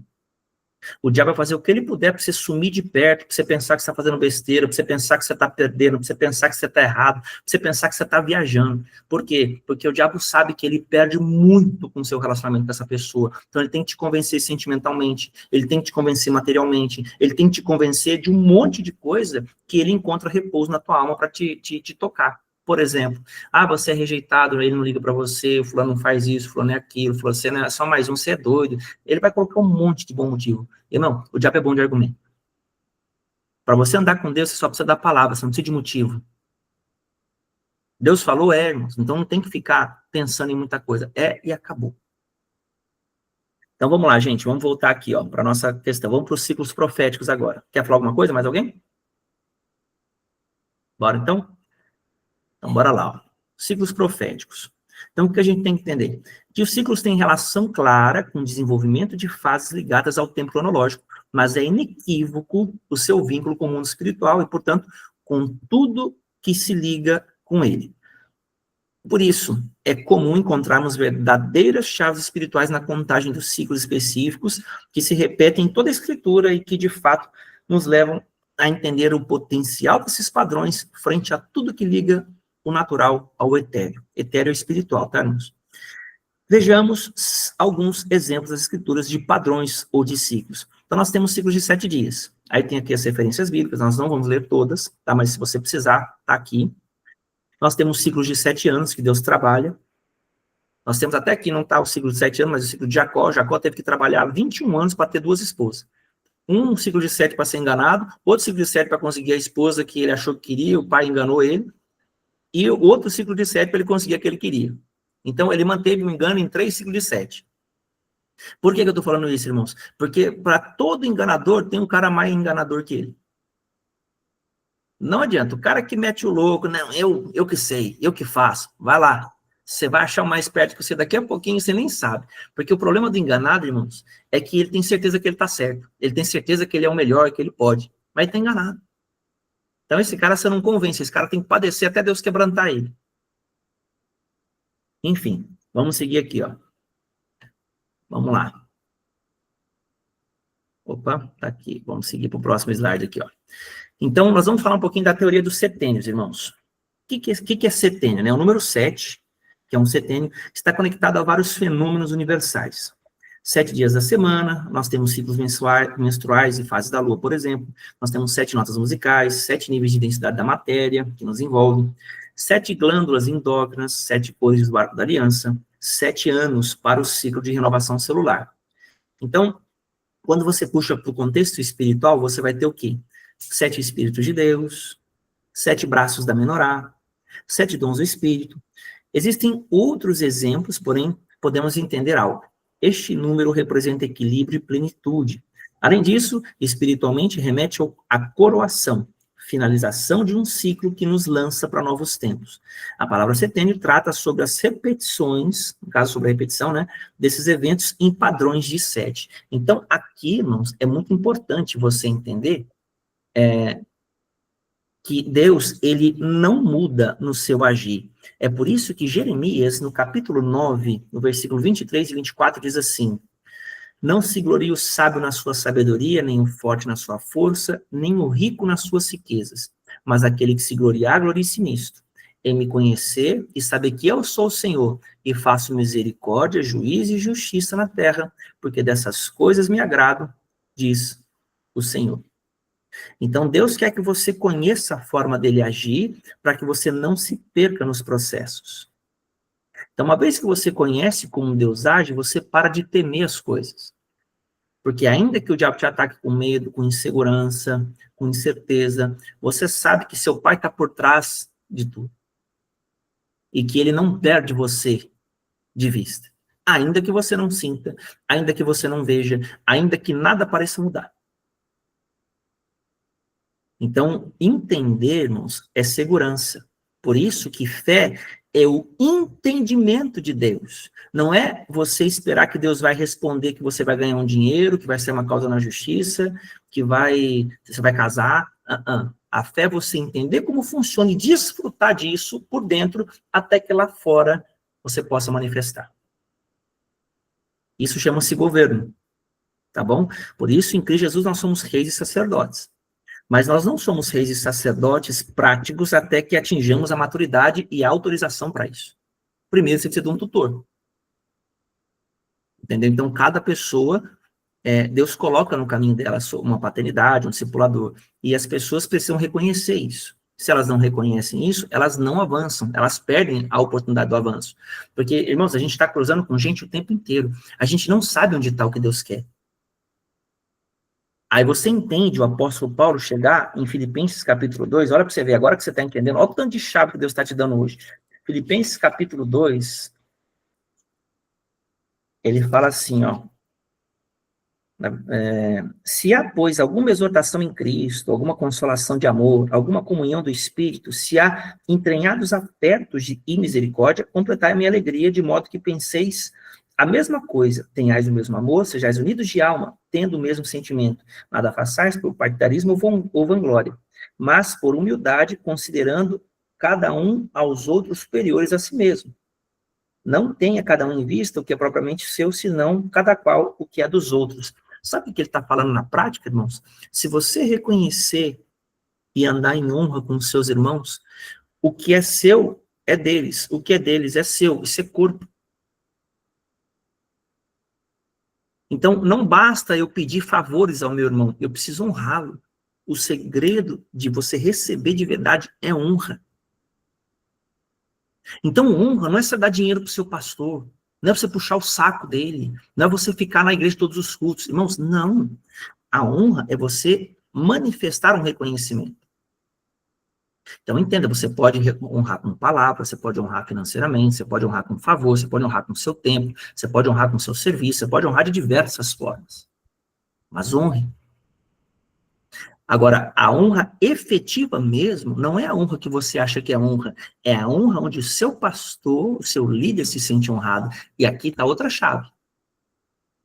Eu quero entrar com vocês num assunto chamado 5 linguagens do amor. Quem já assistiu, quem já leu o livro? Alguém já ouviu falar desse livro, pelo menos? 5 linguagens do amor? Eu não li, mas eu sei que existe as 5 linguagens. Então, deixa eu explicar para vocês. Eu li esse livro. Você leu, Douglas? Então você sabe. Li. Então, olha só. Qual que é o ponto aqui? As 5 linguagens do amor. Tá? Não é necessariamente nessa ordem, mas elas são as seguintes. Toque, tempo de qualidade, presente, palavras de afirmação e atos de serviço. 5 linguagens do amor. Tempo de qualidade, palavra de afirmação, presente, toque e atos de serviço. Essas 5 linguagens, elas têm o poder de abrir o coração de qualquer ser humano. Então, tem pessoas que gostam de ser tocadas, tem pessoas que gostam de ganhar presentes, tem pessoas que gostam de você ficar falando, ó, você consegue, eu acredito em você, ó, você é bênção, a pessoa precisa dessa afirmação. Tem outras pessoas que gostam de tempo de qualidade, tem outras pessoas que gostam que você abra a porta do carro, que você pegue um café, que você carregue uma bagagem. Cada uma das pessoas abre o coração para determinadas coisas como essas. Então, se você detecta a linguagem de amor das pessoas que você ama e você assim procede, você não está honrando do seu jeito, você está honrando do jeito efetivo, que é quando a pessoa se sente honrada. Jesus diz o quê? Se você me ama, guarde os meus mandamentos. Então, olha só, ele não fala para você pregar, ele não fala para você cantar, ele não fala para você ajudar o pobre, ele fala para você guardar os mandamentos dele. Tudo isso envolve o que eu falei, mas não é sobre envolver o que eu falei, é sobre ele se sentir. Então, ele deu o caminho. Falou, eu me sinto honrado quando vocês fazem isso. Então, não tem eu amar Jesus do meu jeito. Não tem eu amar o Lívio, o Douglas, a Claudete do meu jeito. O amor, ele é efetivo quando a pessoa se sente amada, porque eu tenho que entregar algo, eu não tenho que fazer do jeito que eu acho. Então, é por isso, irmãos, que o amor de Deus, ele é diferente. Deus quer que você se sinta amado, não que você simplesmente saiba o amor racional dele por você. Só que, para você experimentar o nível experiencial do Senhor, você precisa primeiro entrar para o racional, porque você é carne, você tem que nascer de novo. Então, o nascer de novo é uma razão nova que entra na tua mente, chamada fé. A fé é o que Deus pensa, e você precisa pegar isso como absoluto e crucificar a tua carne. Você vai levar a tua carne a um sacrifício vivo, santo e agradável para obedecer a Deus e se tornar a semelhança do Pai. Porque Jesus foi morrendo até a morte, e morte de cruz. Ele foi morrendo, ele foi obedecendo. Você acha que era fácil honrar quem desonrava ele, xingava, queria matar, crucificar, falava tudo mal, ninguém entendia nada. Imagina, irmão, imagina a tribulação de Jesus, sabendo tudo, tem que lidar com a gente. Vou mais longe. Imagina Jesus pequenininho, já como filho de Deus, consciente da sua identidade, escuta lá o pai. Ô, moleque, vai pegar o martelo para mim. Imagina a cena. Vai, moleque, vai limpar o banheiro, vai ajudar sua mãe. Imagina, irmãos. O rei do universo, o criador dos céus e da terra. O pai dele mandando nele, nem sabe quem que ele é. Você imagina, e o cara submetendo. Uma coisa é você obedecer seu pai. Outra coisa é você ter essa grandeza e essa humildade. Então, irmãos, quando você vai pensando mesmo, na prática, tem um circuito. Justamente. Então, assim, o sofrimento na tua carne, ele tem um objetivo. Ele tem um propósito eterno. Então, entenda, quando você está perdendo, na verdade, você não está perdendo. Você está conquistando o reino. Quando você muda a sua perspectiva, você muda o teu impulso. Ah, mas vou ter que perder de novo, meu Deus, por que eu? Por que o senhor não chama o Gabriel, a Eliane? Por que não chama ele para perder? Por que vai chamar eu? Por que você acha que Deus pede coisas para você e não pede para os outros, irmãos? Quem arrisca?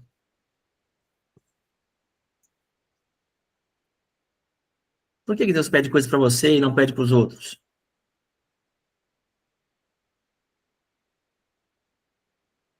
Ninguém vai falar? O meu pai, ele sempre me pedia as coisas, mais que meus irmãos, né? Os irmãos, nós fomos criados em três, nós somos em três, e o meu pai, tanto meu pai quanto a minha mãe, eles pediam as coisas mais para mim. Por eu ser o mais velho e tudo mais, e eu não gostava muito disso daí, né? Só que, no fundo, aí minha mãe uma vez falou para mim que não é que ela quer que eu sofra mais que os outros, é porque, por eu ser o mais velho, eu tinha que dar o exemplo para meus irmãos e também porque ela acreditava em mim, ela confiava em mim, sabia que eu era capaz de fazer aquelas coisas ali, fazer bem feito. Porque se ela mandasse meus irmãos fazer, eles iam até fazer em ato de obediência e tudo, só que não ia ficar bem feito e aí ela ia ter que fazer tudo de novo. Quando eu cresci e comecei a sair para o mundo, para trabalhar e tudo mais, eu passei por isso também. Quando eu chegava em determinados lugares, inclusive eu perdi o emprego por causa disso daí, porque a minha patroa, ela pedia as coisas para mim, só para mim fazer. E eu ficava olhando para os outros e eu ficava falando assim, eu ficava pensando, cara, só existe eu aqui, é só eu que trabalho, só eu que tenho que fazer isso, fazer aquilo, os outros não fazem nada. Inclusive eu fui falar para ela outra vez isso daí, e ela me falou exatamente a mesma coisa. Falou, Douglas, você, além de ser o primeiro que eu recebi aqui para trabalhar comigo, você é a pessoa mais qualificada. Tudo que eu mando fazer, você faz bem feito. Mas eu não entendia isso daí. Depois que Jesus entrou na minha vida e eu me tornei uma outra pessoa, ele passou a me mostrar essas coisas. E eu passei a ver com outros olhos essa, digamos assim, tipo de cobrança, né? Passei a ver com outros olhos e eu percebi as oportunidades que eu perdi por causa disso daí. Porque hoje era para mim ser um gerente lá, sei lá, era para ser o braço direito dela e eu perdi esse emprego por causa da imaturidade. Então, esse é um bom exemplo, irmãos, pra vocês verem que bacana, né? Porque às vezes a gente não entende. Por que todo mundo pede para nós? Por que o nosso líder parece que aperta mais para nós e não aperta para os outros? Por quê? A gente tem que entender, irmãos, que Deus, ele sempre vê coisas na gente que a gente não vê. E quando ele aperta a gente, é porque ele sabe que tem que sair dali. E a hora que você faz, irmãos, ele quer te presentear com algo mais. Ele não quer tirar. Deus não precisa de nada nosso, irmão. Nada. Nem dinheiro, nem tempo, nem nada. Isso é bem para nós. Então, a gente, quando entende isso, por mais que a gente fique incomodado, fala, meu Deus, por que eu, né? Entenda que Deus te escolheu para esse tempo. E que se você não fizer, ele não precisa que você faça, ele arruma outro.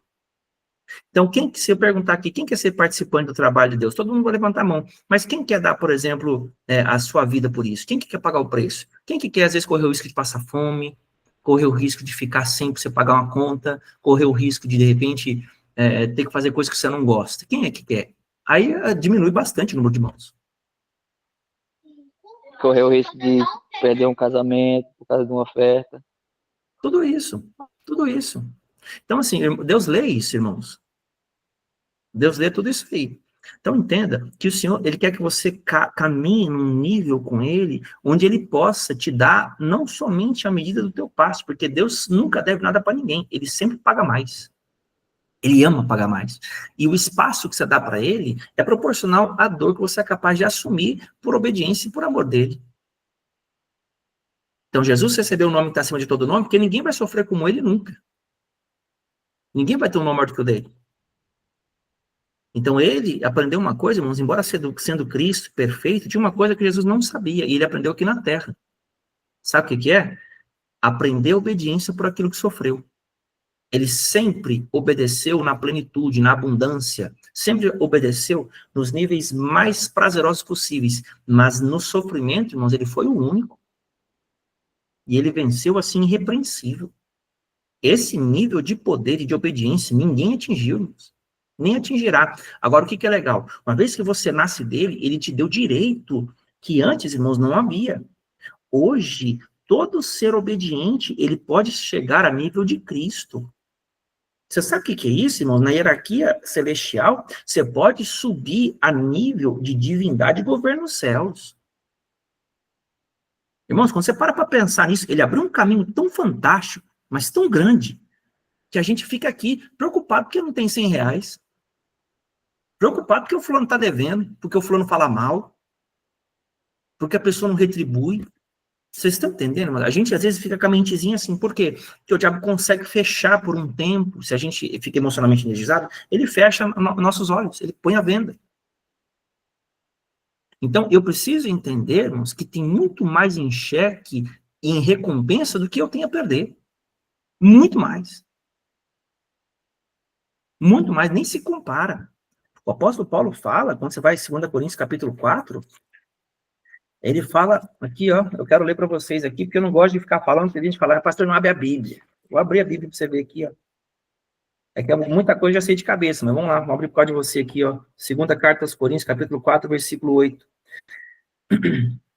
Em tudo somos atribulados, porém não angustiados, perplexos, porém não desanimados, perseguidos, porém não desamparados, abatidos, porém não destruídos, levando sempre no corpo morrer de Jesus, para que também a sua vida se manifeste em nosso corpo mortal. Porque nós que vivemos somos sempre entregues à morte por causa de Jesus, para que também a vida de Jesus se manifeste em nossa carne. De modo que em nós opera a morte e em vós a vida. Tendo, porém, o mesmo espírito da fé, como está escrito, eu criei, por isso falei. Também nós cremos, por isso também falamos, sabendo que aquele que ressuscitou Jesus também nos ressuscitará com Jesus e nos apresentará convosco.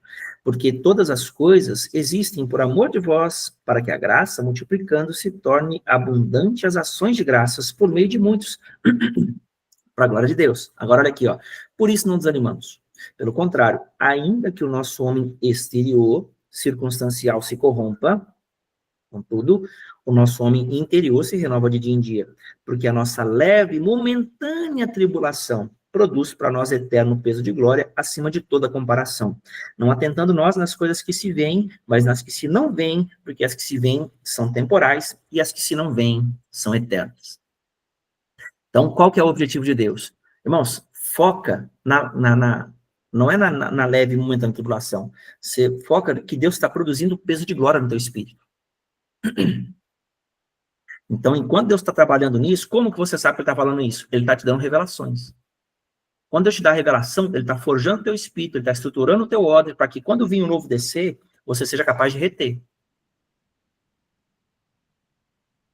Então, não adianta ser num congresso top, você fazer um curso de tempo profético, de finanças, de sei lá o que, não interessa. Se você faz o curso, você não tem ordem para reter aquilo, irmãos, bênção, você abençoou o seu líder, você aprendeu. Mas agora, essa palavra, se ela não te desenvolve, ela te julga.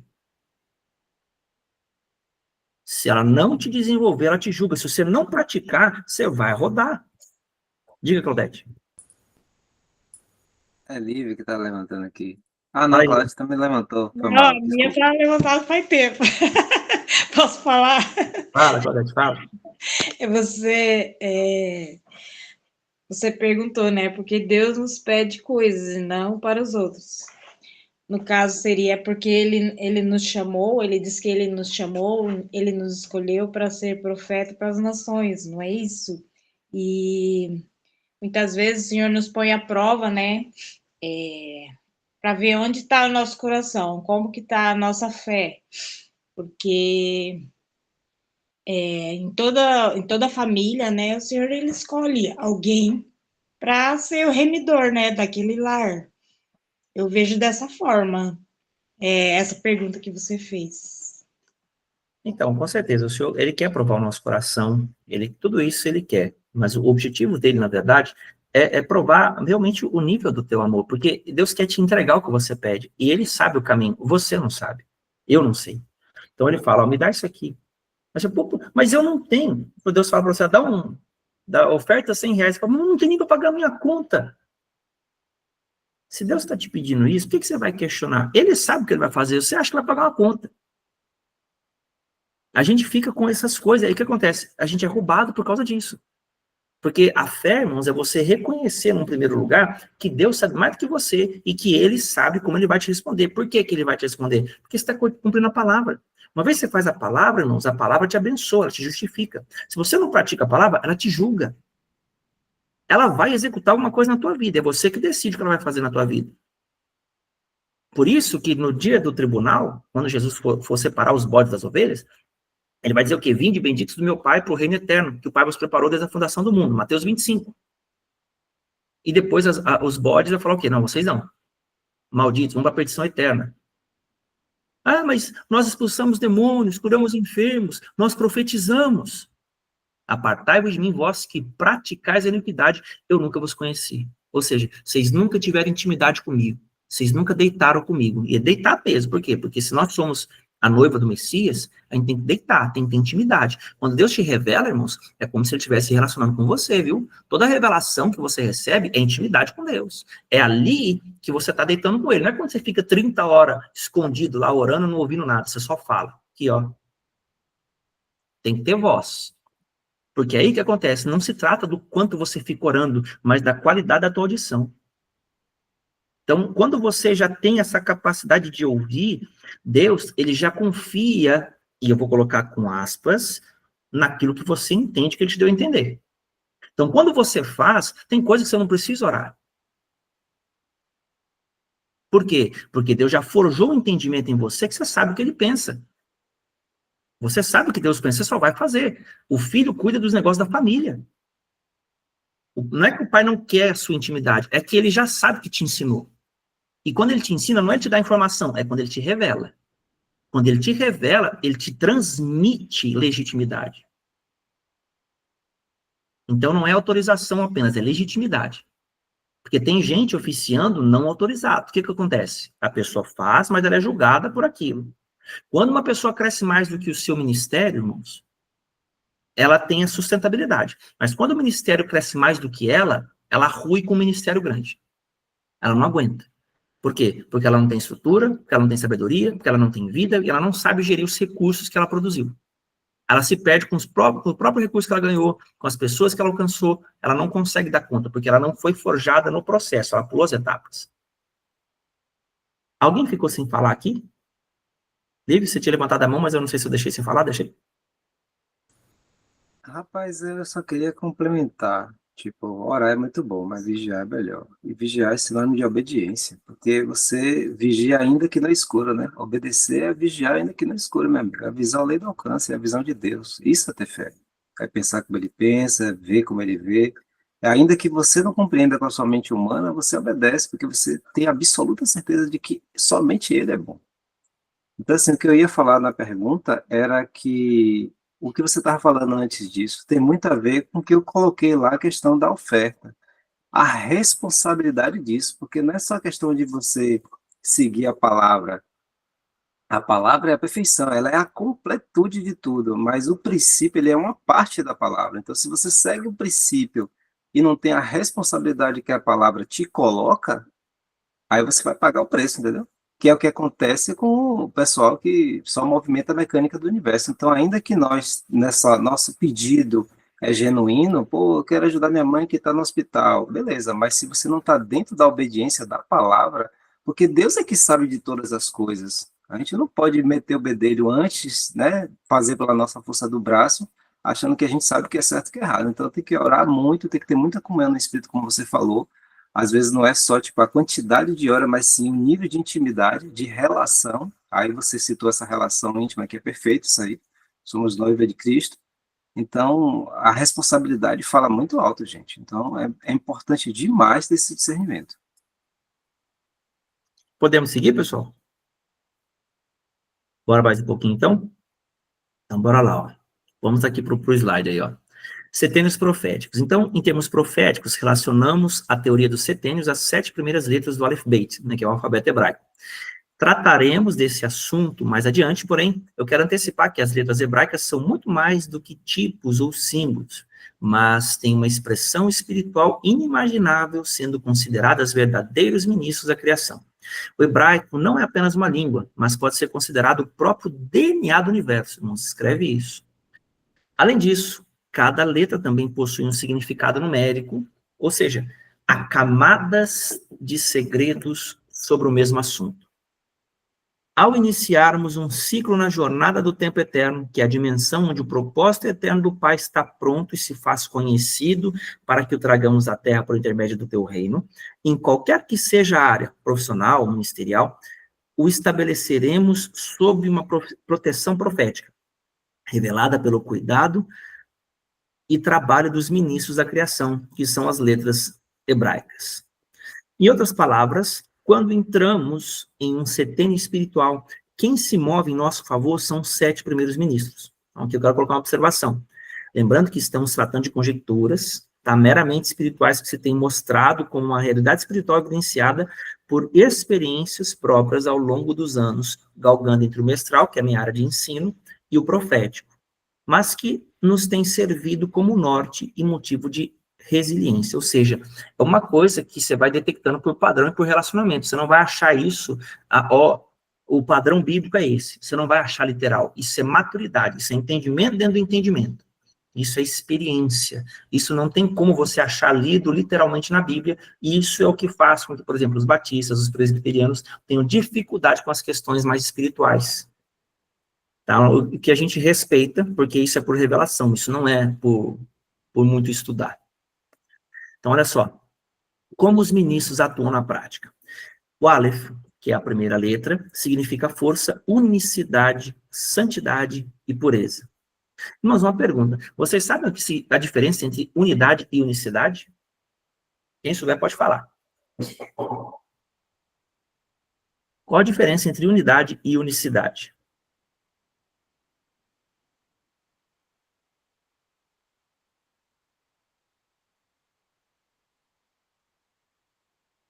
Bom, eu vou responder.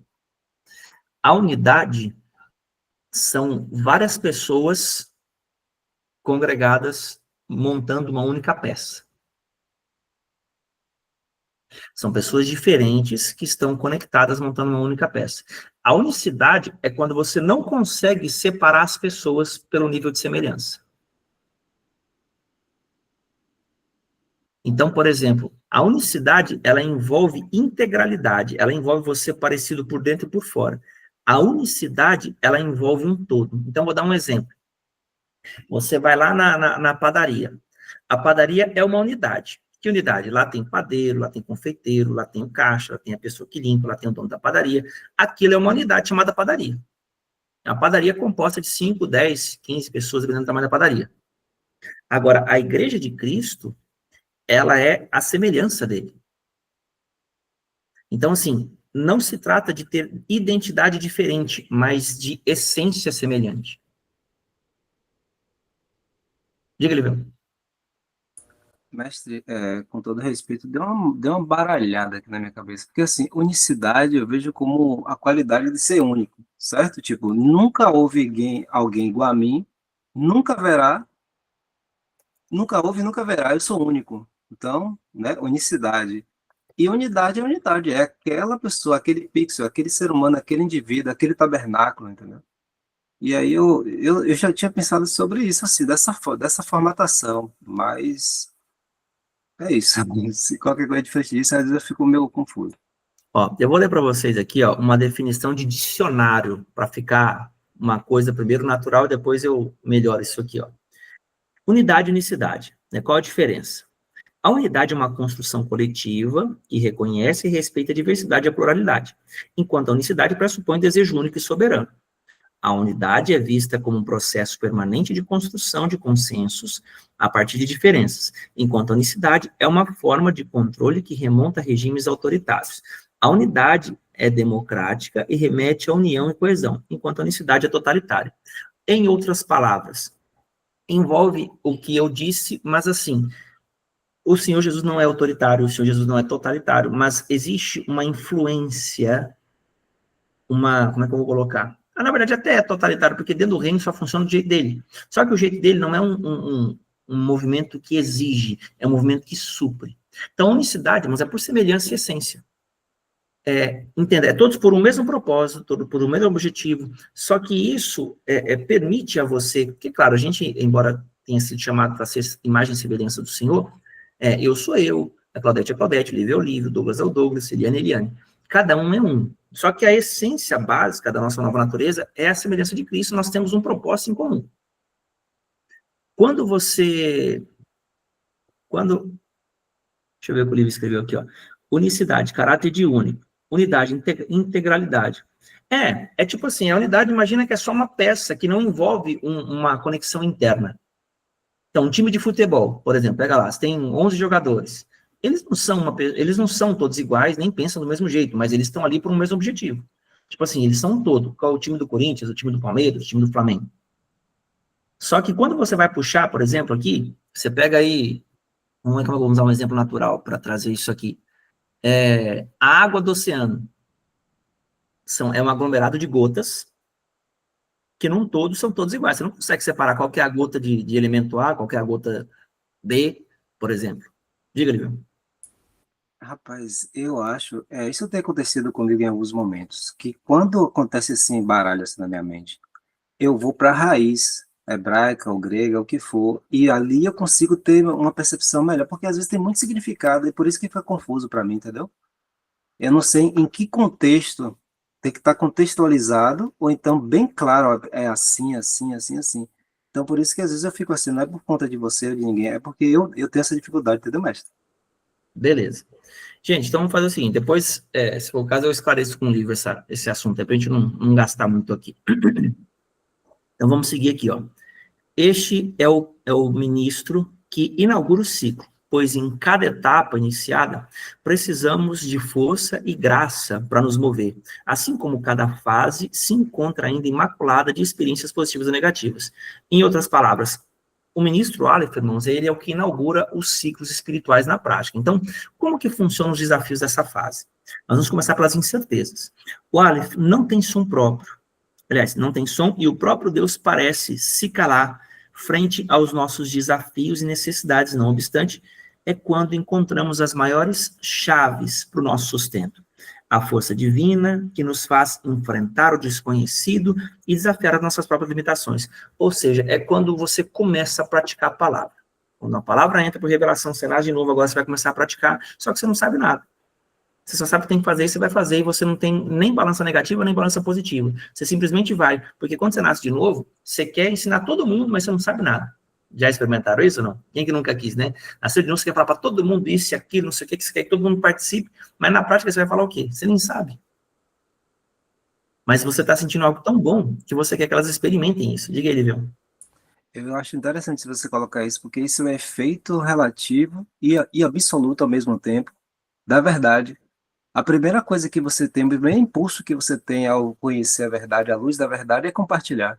Ainda que você não tenha ideia direito do que seja, entendeu? Então é o efeito absoluto e relativo. Muito bom, muito bom. E aí, ó, vamos lá, vamos seguir aqui, ó. Mais uma parte. Estamos acabando já a aula de hoje, irmãos. Como que funciona? Deixa eu ver isso aqui. É isso aqui. Como que funcionam os ciclos, irmãos? Como que esses ministros atuam? Então, aqui está o desenho. Aleph, aí você vai ver o Beit, o Gimel, Dalet, o Rei, Vav. Você vai vendo aqui que a coisa vai seguindo. Isso é um ciclo, ó. Tá? Aqui está o desenho para vocês entenderem. Aqui, ó. Logo após o início do ciclo, observamos a manifestação do segundo ministro, que é o Beit. Aí o que nós temos aqui, ó? Beit refere à natureza dualística.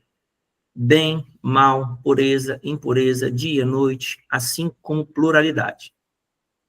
Além disso, significa a construção de um lar, emblema de unidade, local onde se pode obter comunhão e conforto, pois à medida em que avançamos no ciclo, essa realidade torna-se mais palpável, sendo possível a convivência e equilíbrio.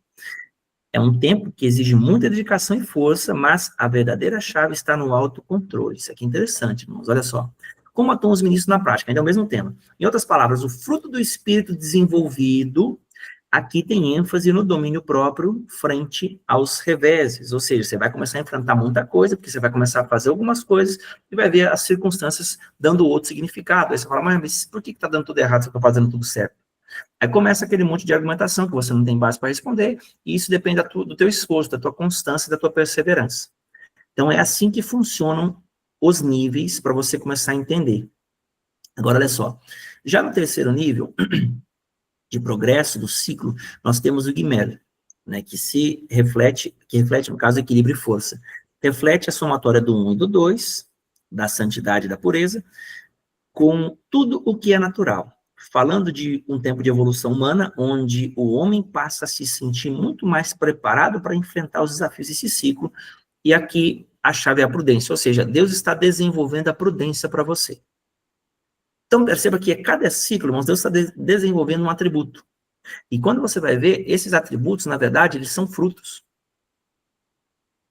Então, quando você vai comparando, né, talvez você não encontre uma palavra semelhante, porque depende da tradução da Bíblia, mas na essência, Deus está desenvolvendo os frutos a cada novo ciclo. Então, olha que interessante. O quarto ministro chega na sequência, ele é o Dalet. Dalet, neste ponto, abre-se uma porta, que é o próprio ministro, que emerge como um desafio frente à nossa dedicação e empenho ao rompimento do ciclo. Então, veja, você começa na origem, quando você chega no Dalet, você já está adentrando no nível como é que fala? De desenvolvimento, e depois você vai caminhar para a área de rompimento.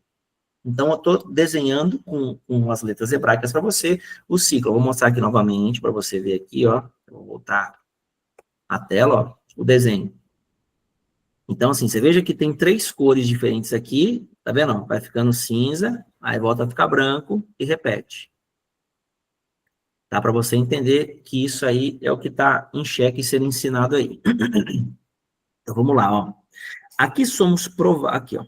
O quarto ministro... já falei. Agora o último ponto.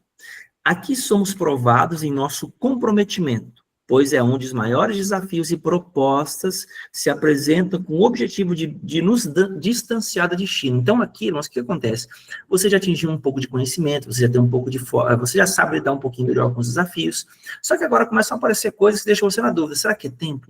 Será que é agora? Será que eu tenho que ficar? Será que eu vou? Será que eu não vou? Como é que é? Tipo assim, eu sei que eu não estou errado, mas e agora? Você começa a ficar meio que balançado, porque o objetivo do inimigo é comprometer o tempo original do processo. Ele quer fazer você pegar um atalho. Não quer dizer que você esteja errado ao decidir, talvez você esteja certo, mas errando o tempo de decidir. Então, ele trabalha com sutilezas aí, por isso que vai ficando difícil, porque você está transicionando uma etapa. Tá? Então, vamos lá, ó, mais um pouquinho aqui para você entender. A quarta etapa é, em sua maior parte, aquela que apresenta como maior desafio, pois vencendo esse estágio, passamos por uma porta que nos promove ao nível 5, que é regido pelo ministro rei. Porém, nesse ponto, corremos o risco de sermos reprovados e reiniciarmos o processo. Então, olha assim, irmãos, a gravidade de uma escolha errada. Porque se você erra ali, você não vai avançar, você vai retroceder, você vai começar de novo. E aí Deus tem que refundamentar você e passar você no processo novamente, até você poder se estabelecer novamente e seguir para aquilo que Deus tem. Então entenda que é um período de tentação, e é uma tentação não necessariamente para algo pecaminoso, mas para algo que vai fazer você errar o alvo. Porque pecado na prática, hamartia no hebraico, é errar o alvo. No hebraico não, no grego. Então o diabo quer fazer você errar o alvo, e errar o alvo é tomar uma decisão errada. Nem sempre você vai estar pecando nesse sentido, mas você pode estar abortando o ciclo. Então, aqui é que está o negócio, porque não vai dar errado, você vai ver que a coisa vai até fluir, você vai entrar, vai ganhar dinheiro, às vezes vai dar certo isso, só que chega lá na frente, alguma coisa vai acontecer que vai ter que te reposicionar, ou seja, o diabo roubou teu tempo. Aí você entende o apóstolo Paulo em Efésios 5,16, ó, andai no Espírito e remir o tempo, porque os dias são maus. Remir o tempo é compreender os ciclos proféticos e andar na revelação de Deus. Então, não é fácil, irmãos. É um desafio, exige intimidade e exige discipulado. Não é somente um, nem somente o outro. É claro que se você tiver com Deus, o Senhor pode te orientar até você encontrar alguém. Mas Deus nem sempre vai querer que você venha diretamente a Ele. Ele quer que você, às vezes, encontre pessoas para que você entenda a interdependência do corpo. Deus quer relacionamento, e às vezes Deus provoca isso. E às vezes fala, não depende de ninguém, depende de Deus. Mas até o próprio Deus se fez pessoa aqui na vida do Cristo, você não precisa de ninguém. Você é o belezuro que morreria por Cristo. Então entenda que por vezes o Senhor pode querer que você procure alguém. Tá, mas vamos seguir aqui, ó. O ministro rei, ó, o primeiro ponto aqui de novo, ó, nível 5, regido pelo ministro rei. Porém, nesse ponto, corremos o risco de sermos reprovados e reiniciarmos o ciclo. A chave da quarta é resiliência, ou seja, mantenha-se na posição até que o Senhor te confirme o que deve ser feito. Se Deus não falar nada, irmãos, o que você tem que fazer? Não faça. Continue apenas. Ah, mas eu vou perder a oportunidade. Não, você vai manter-se posicionado. Não é sobre perder a oportunidade, é sobre posicionamento. grave que a questão é posicionamento, não é oportunidade. As oportunidades aparecerão em outras vezes. Deus agora quer resiliência. Resiliência sobre constância. Estão comigo? Bora lá, então. O rei nos transporta a uma fase que nos ensina a dividir para então multiplicar os recursos. Consiste em uma temporada de esperança que abre a nossa visão para um caminho que nos permite enfrentar todo o poder da negatividade e, por força desta convicção, nos mover a níveis mais elevados. A chave aqui é a fé. É aqui que entram as ofertas, irmãos. Porque dividir para multiplicar não necessariamente é você pegar, eu tenho um pãozinho, tem 2 pãozinhos, eu vou dividir um com um Douglas. Eu tenho R$100, eu vou dar uma parte para o Gabriel. Não é sobre isso. Às vezes, é sobre você manter-se naquilo que Deus disse, abrindo mão da própria capacidade de se prover, para deixar Deus te prover alguma coisa. Você remove algo natural para deixar que Deus te envie algo espiritual. Então, entenda que Deus ele vai sempre trabalhar com provisões e obediência. Quando você obedece, você multiplica. Quando você desobedece, você conserva. Vê se você entende. Aqui, o objetivo do ciclo é dividir para então multiplicar. O que é dividir, irmãos? Não é só repartir, entenda? Você está pegando algo que é teu e está esperando que Deus venha mexer, porque o que está sendo trabalhado é fé. Tá? Então pode fugir um pouquinho da lógica, mas Deus está trabalhando com fé. Fé envolve você tirar o chão. Você tem um chão, agora você vai dar um passo, onde o chão vai vir depois do seu passo. Estão comigo, irmãos? Eu não consigo ver a cara de vocês, então tem que ficar perguntando toda hora. Só do Livre e da Claudete aí. Então vamos lá. Diga, Livão. Eu queria fazer uma pergunta, a gente tem 12 minutos, né? Sim. É porque assim, quando você falou esse negócio do ciclo, que você trouxe aquele gráfico ali, para mim ficou muito claro e, tipo, mexeu muito comigo. Eu vi cada palavra, tipo, o ciclo, um círculo rodando em altíssima velocidade, entendeu? Então, assim, você não pode pular um círculo, que é justamente o que o maligno quer. Ainda que você esteja na direção certa, se você pular algum, você reseta, porque tem toda uma estrutura de ordem. E o que eles fazem? Eles invertem isso. Tipo, para ele bagunça você, pega a sua energia e inverte, ele roda invertido, entendeu? Uma velocidade absurda. Então, ele roda a mecânica do universo em um potencial absurdo. É por isso que ele rouba tanta gente e alimenta essa estrutura que alimenta a realidade dele, entendeu? Então, assim, pô, eu fiquei muito mexido aqui, fiquei muito, muito tocado. Justamente. Então, o que acontece? Né? Eu falei, eu já vou abrir para o Claudete. Quando ele não consegue te impedir de obedecer, ele vai querer fazer você pular as etapas ou se confundir nos movimentos. Porque o objetivo dele é roubar teu tempo. Porque tempo é a moeda espiritual de vida na Terra. Nós temos um tempo, Deus determinou 50, 70, 100 anos. Cada pessoa vai viver o período que Deus determinou. Quem morre antes é quem descumpre a palavra. Então, qual é o primeiro mandamento de promessa de longevidade? Honra teu pai e tua mãe, para que tu te vá bem e se prolongue seus dias na terra. Não importa se seu pai é bom caráter, mau caráter, se ele te abençoa, se não abençoa, se ele mexe com satanismo, ocultismo, se ele é um cara... Não interessa.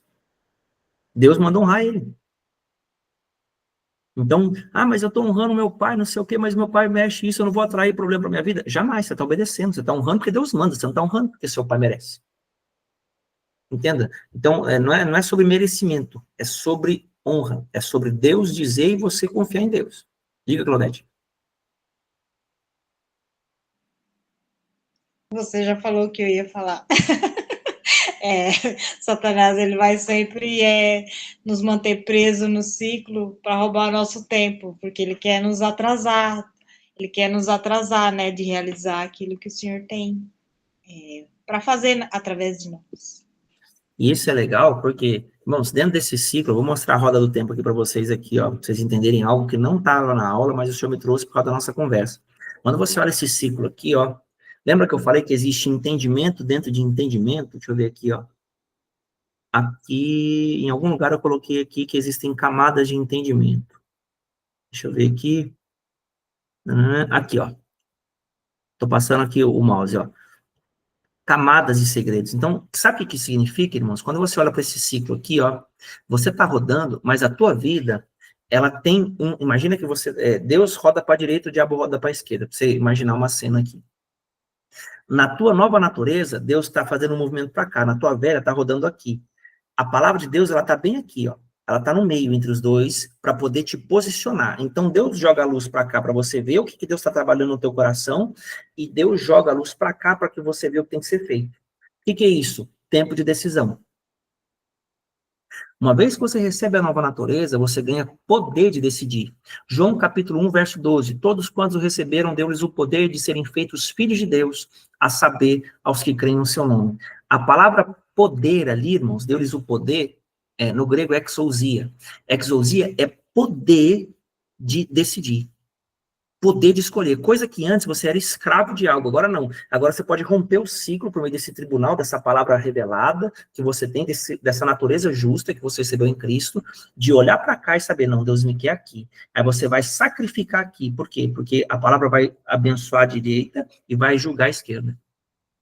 Então entenda, não existe, irmãos, equilíbrio no universo na Terra, nessa dimensão, porque o mundo jaz no maligno. O maligno fez um emaranhado com um espiritual de Deus, e o mundo perece nele. Então, uma vez que você corta, que você rompe com algo, você sacrifica, você corta essas amarras que te prendiam no ciclo antigo e leva você para o ciclo novo. Então, cada vez que você vai entrando num estágio dessas bolas que você vê aqui, Deus vai realçar algo dentro do teu coração, que é um sentimento, uma dor, um trauma, uma mágoa, que boicotou o teu processo anteriormente, que não permitiu você acessar o que você está acessando hoje, e é nessa área que você tem que romper. Então tem gente que vai sentir rejeição, vai sentir medo, vai sentir um monte de coisa. Então isso vai realçar. Por quê? Porque é o ciclo do tempo que você tem que romper. Então a palavra está expondo uma coisa e está apontando outro caminho. Por isso, toda vez que Deus, você vai subindo de nível, Deus vai te pedir coisas que você não quer. Você vai se pegar sentindo coisas que você já não sentia há muito tempo e está voltando a sentir. Pensando coisas que você não pensava há muito tempo e está voltando a pensar. Lembrando coisas que aconteceram na sua vida lá atrás. Falando, meu Deus, por que eu estou lembrando isso? Porque você está entrando num nível de remissão de tempo que toca aquela época. Irmãos, eu estou entregando aqui, para vocês aqui, um baú de ouro que você não vai ler em livro nenhum. Livro nenhum você vai ler. Então, eu estou ensinando você a ver por dentro de você como que Deus trabalha no rompimento. Então, isso que o livro falou é seríssimo. Se você aborta isso, eu não quero fazer isso aqui, não concordo com isso. Isso não é de Deus, não. Irmãos, cuidado. É de Deus porque você não sente? É de Deus porque você não concorda? É de Deus porque você pensa que você não tem? Por que não é de Deus? Porque vai doer muito? Cuidado. Cuidado, irmãos. Deus não se move por medo. Deus não se move por lágrimas, Deus se move por fé. Então, a fé é o que está sendo trabalhada no 5º nível. Então, tenha em mente que se Deus está te pedindo algo e é extremamente difícil para você fazer esse algo, você está aqui, trilhando provavelmente o 5º nível. Então, vamos seguir aqui, que nós estamos acabando a aula de hoje. Na 6ª etapa do ciclo, nós temos o vago. Nos encontramos fortalecidos através do entendimento de que o processo está chegando ao seu auge, nos trazendo amadurecimento e o crescimento almejado pelo próprio Criador. Então, olha que interessante. Qual é a evidência de que você está no nível certo, da forma correta? O seu nível de semelhança interna com o Criador aumentou muito. Agora você sente o que ele sente, você pensa o que ele pensa, você desfruta o que ele desfruta, você está caminhando por dentro. Você não viu nada do lado de fora, mas aqui dentro você transformou. Então, você está atingindo esses níveis e você está no caminho correto. É aí que você detecta. Entendeu? Então, quando você começa a captar isso, você vai chegar no que Deus está falando ali, Revela, Vabe é o ministro que opera nessa conexão entre o natural e o espiritual, portanto, revela a plena vontade de Deus e a satisfação de uma obra que está quase completa. Romanos 8, 28, 30. Sabemos que todas as coisas cooperam para o bem daqueles que guardam os mandamentos de Deus, daqueles que são chamados segundo o seu propósito. Não, pastor, não está assim não. A palavra diz que todas as coisas cooperam para o bem daqueles que amam a Deus. Então, quem ama a Deus, guarda os seus mandamentos. Então, eu vou falar de novo. Todas as coisas cooperam para o bem daqueles que guardam os mandamentos de Deus, que são chamados segundo o seu propósito. Então, se você está passando um tempo de crise, você não guarda a palavra, o tempo não está cooperando para você. Você está perdendo seu tempo. Se você não volta a fazer o que você devia ter feito, o tempo não está cooperando, você está perdendo seu tempo. Porque qual que é o objetivo de Deus? Romanos 8, 29. Porquanto aos que de antemão conheceu, também os predestinou a serem conformes à imagem do teu filho, para que este venha a ser o primogênito entre muitos irmãos. Ou seja, qual que é o objetivo de Deus? E um predestino que ele deu para você? Te deixar a imagem do filho. Ele quer que você seja por dentro semelhante ao filho. Ponto. Então, nesses propósitos, nesses tempos de obediência, ele está aperfeiçoando você por dentro. Esse é o objetivo. Versículo 30 de Romanos 8. E aos que predestinou, estes também chamou, e aos que chamou, também justificou, e aos que justificou, também glorificou. Veja que esses versos, irmãos, eles estão no passado. Predestinou, chamou, justificou, glorificou. Ou seja, já está pronto. Você acessa esse destino por fé, por intermédio do vago, ele te dá o acesso, e você caminha aqui enquanto você muda por dentro. Então, quando você está mudando por dentro, o teu espírito está indo, o teu corpo está na terra. Olha que forte. O teu espírito está avançando, mas você está aqui. Meu Deus, pastor, de onde você tirou isso? Isso é Bíblia, isso é revelação, isso é relacionamento com Deus. Você não vai ouvir isso num culto de domingo, você não vai ouvir isso aí em qualquer lugar. Você vai ouvir isso aqui quando você decide honrar o conhecimento, quando você decide mergulhar na palavra. Então, entenda que isso aqui, nós poderíamos ter um montão de gente participando, mas está só vocês. Por quê? Porque o Senhor quer vocês aqui. Então, vamos seguir aqui mais um pouco, ó. A chave para esse tempo é gratidão. Ou seja, você já não está mais preocupado com o que está te acontecendo. Seu obrigado, porque mesmo que a coisa não tenha dado certo, eu continuo me mantendo íntegro. A palavra do Senhor continua me dando vida, me fortalecendo. Eu sei que eu estou no caminho certo. Mesmo que você tenha guerras, mesmo que você tenha dificuldades, você continua grato, você está pleno. Então, o que é isso? Eu não vim revogar a lei aos profetas, eu vim cumprir. Deus está cumprindo a Torá dentro de você. Deus está escrevendo e Ele está configurando. E a evidência de que Ele configurou corretamente é que você está vivendo. Você não está sobrevivendo. Você não está tomando pancada e querendo morrer. Vocês estão entendendo, irmãos? Então, aí que está. O Evangelho, ele é vivo, ele é real. Ele não é uma coisa que você tem que aprender e ficar sofrendo. Você tem que sofrer para que ganhe vida, não para sofrer para sempre. E a última palavra aqui do nosso estudo de hoje. Na 7ª fase, o ministro Zayn exerce o seu poder de influência. Ele é a espada, mas também a coroa, ou seja, é aqui que vem o julgamento, no ciclo de 7. Lembrando, irmãos, que isso aqui são ciclos de tempo, tá? Que isso aqui você não tem como saber quanto tempo leva cada ciclo. Mas aqui é para você entender que provavelmente seja um ciclo de 7 anos aqui. Então, Deus pode, à medida em que você avança, como falar, encurtar esse processo. Porque Israel ficou 40 anos no deserto, Jesus ficou 40 dias. Então, a sua obediência pode acelerar as coisas na tua vida por causa do Cristo. O Cristo é a chave reversa do tempo. E para você entender isso, você tem que voltar para as outras aulas. Para você acessar as outras aulas, você tem que entrar na comunidade. Então, não tem como. Você tem que pegar uma linha reta para você entender. Então, tudo isso está já está registrado na nossa conversa e vai ficar muito mais legal do que vocês estão vendo aqui essa aula, irmão. Então, é o que o livro falou. A Bíblia é um livro multidimensional. Acessamos os portais mediante conhecimento e obediência. Quem gosta, ou já gostou, ou já assistiu filme de bruxaria, de magia, essas coisas, você vai ver que os caras têm aqueles livros sagrados que eles pegam, assim, lá tá cheio de coisa, assim, ó. Irmãos, a Bíblia é um livro melhor do que aqueles. É um livro que tem mais segredo que aqueles. Todos aqueles livros eles tiraram da Bíblia. Então, entenda que você tem um livro mãe nas mãos, que rege todos aqueles outros, e que por mais que os caras ensinam coisas que são proibidas, nenhum deles transgrediu a palavra no sentido de base. Todas eles têm a mesma base. Entendeu? Então, quando você entende isso, você começa a ver, você vê que a sua vida é melhor que Netflix, irmãos. Quando você começa a entender, olhar para fora, você fala, meu Deus, cara, olha que legal que é isso aqui, te dá outra perspectiva. E por fim, o último verso aqui, de fato, cada ciclo que se encerra nos remete a um tempo de batalha, já que quanto mais próximos do tempo de coroação, porque depois do processo tem a coroa da vida, você pode ler Tiago capítulo 1, que você vai entender isso, maior é o esforço necessário para o rompimento dessa etapa e a gênese de uma nova. Mas existe algo que ocorre quando andamos no tempo de Deus. Os ciclos nunca se repetem. Irmãos, aqui está a chave de ouro dessa primeira etapa de ciclos proféticos, que nós estamos entendendo. Eu vou encerrar aqui a aula por hoje, que é o seguinte: você, se repetir ciclo, você bombou na prova. Se você pegar a tua vida repetindo o problema, o desafio, a situação, ela vai repetir pior e mais difícil, e saiba que você bombou na prova.